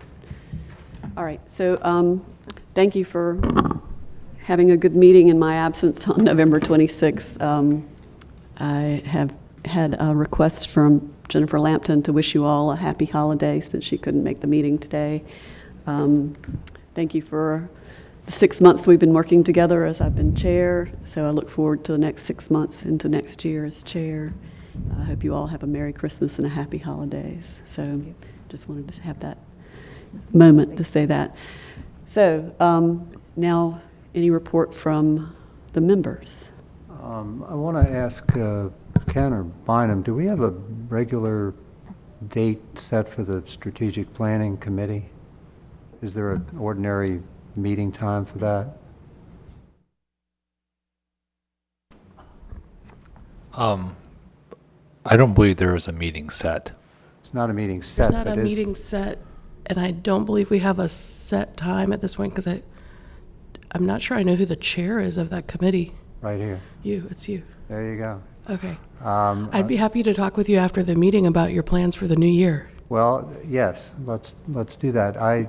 So I was listening to city council the other day, and they have, Ken may talk about this, set a meeting for January 25th.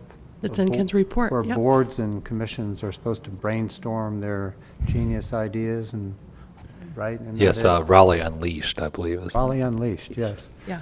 So I thought it would be a good idea for us as strategic planners to meet before that and set an agenda for the committee for the year. Talk about what we might look into, and then maybe that'll loosen our brains enough to be ready to unleash at the appropriate time and date, January 25th. So can we talk about that after? Okay, Sure. thanks. I had a question about just committees in general. Yes. I feel like I've received, well, I guess I'm confused because what's published.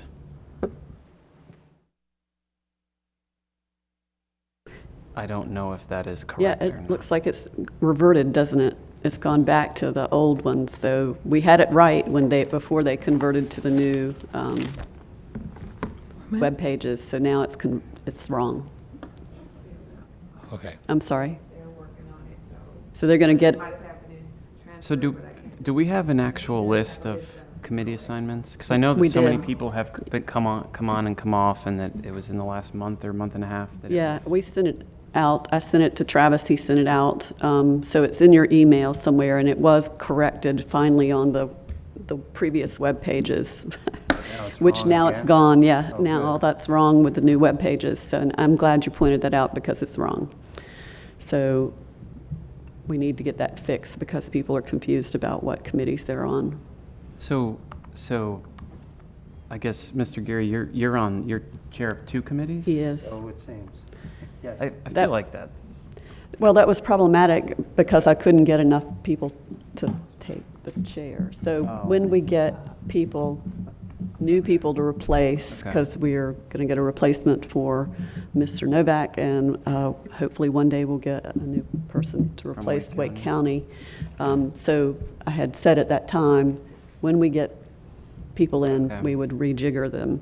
But right now, Bob volunteered to take both of those Okay. committees for the I moment. guess that's why I was confused. Yeah, Okay. so he, Right, I'm willing to let loose of either one of them. yes, Okay. so Okay. at some point, we'll work on them again, but Okay. because we were shorthanded, Gotcha. Okay. we had a problem with getting it organized. Okay. And so I had to get something out there. Okay. So anyway, that's where we are. So are we ready for the report from the planning director? Sure. Update from the December 3rd city council meeting, there was a lot of items on the public agenda, or the public hearing agenda that evening. There were 7 items that were approved. Z3218, the South Saunders Plan Development. You may recall that there was a split vote from the commission to recommend denial, but the city council approved that case. Z719 Rock Quarry Road, Z1819 Ponderosa Service Road, Z2119 South New Hope Road, CP719 Sumner Boulevard, TCZ 319 3800 Glenwood Avenue, and TC 619, the text change for Section A3 of their Article A3 of the UDO design alternates. Those were all approved that evening.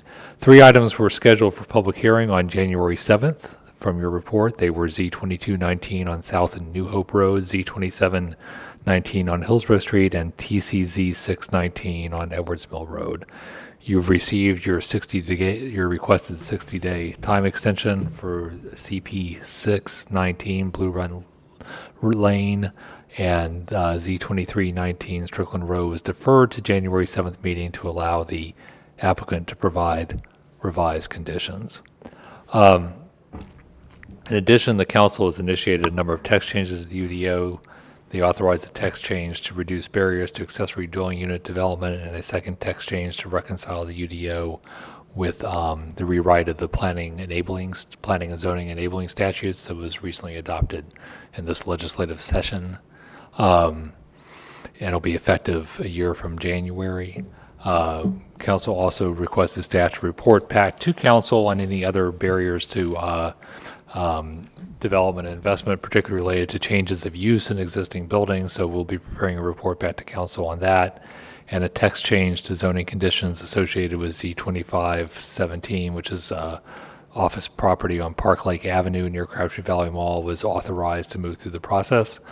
On commissioners, Commissioner Tomasulo has been reappointed, and we'll have a new commissioner at your January meeting. Blanny Ching Miller was appointed to the Planning Commission, replacing David Novak. We've already talked about Raleigh Unleashed, an event for the city's boards and commissions. We have a tentative date for it, which is January 25th. Don't have a lot of details, but the expectation is that representatives or the entire board will attend. Are you participating as a board? Are you participating as individuals? As more information comes available, we will provide it with you so that you can be adequately prepared, and also that should inform your discussion at Strategic Planning Committee. So could you repeat what you said about Mr. Tomasulo? He was reappointed. To here? To here. As a planning commissioner. Replacing? He's not replacing anyone, he's himself. Oh, sorry, you. I'm sorry, I was thinking somebody else. No. Sorry. Yes. I had my names confused, sorry. Gentleman yes. to your right. The other. Sorry. Yeah, That's sorry, right. sorry. I don't know where my brain went. All right, so pending items, we have nothing left on the agendas for the subcommittees for December, right? Nothing. We have none. That's correct. All right, so we won't see each other again until the 14th of January unless there is a strategic planning meeting sometime before that. Yeah. All right. And I guess we'll put our heads together. I did have just one other. I know we usually do, annual retreats. Mm-hmm. I didn't know with so many new people. We need to schedule that, but I was hoping we could get a Wake County rep, but we may have to, at the 14th of January, work out our retreat timeline. Ken, do you have any update on the Wake County rep? None. No. Okay. I was just going to offer that the Strategic Planning Committee's previously regularly scheduled time was the third Thursday of the month, which in January would be the 16th, which would be in advance of tentatively scheduled Raleigh Unleashed for the 25th. At what time? 9 a.m. on a Thursday morning. And the other members of that committee that are currently present, besides yourself, is Ms. Winters. No, that's wrong. Oh, well, that's right, because Mr. Novak. But we had 5 members on each committee. Right, but so, like Ms. Lampman and Ms. McIntosh aren't here today. Oh, you mean here today? Okay. That's what I said, yep. Sorry. Like I said, I'm losing it here at the end of the day. I'm on cold medication, sorry. So, I got this far. You're doing great. You're doing great. All right, if there are no further discussion, I call this meeting adjourned. So Bynum? Yeah. Shelley can make that, I can make it.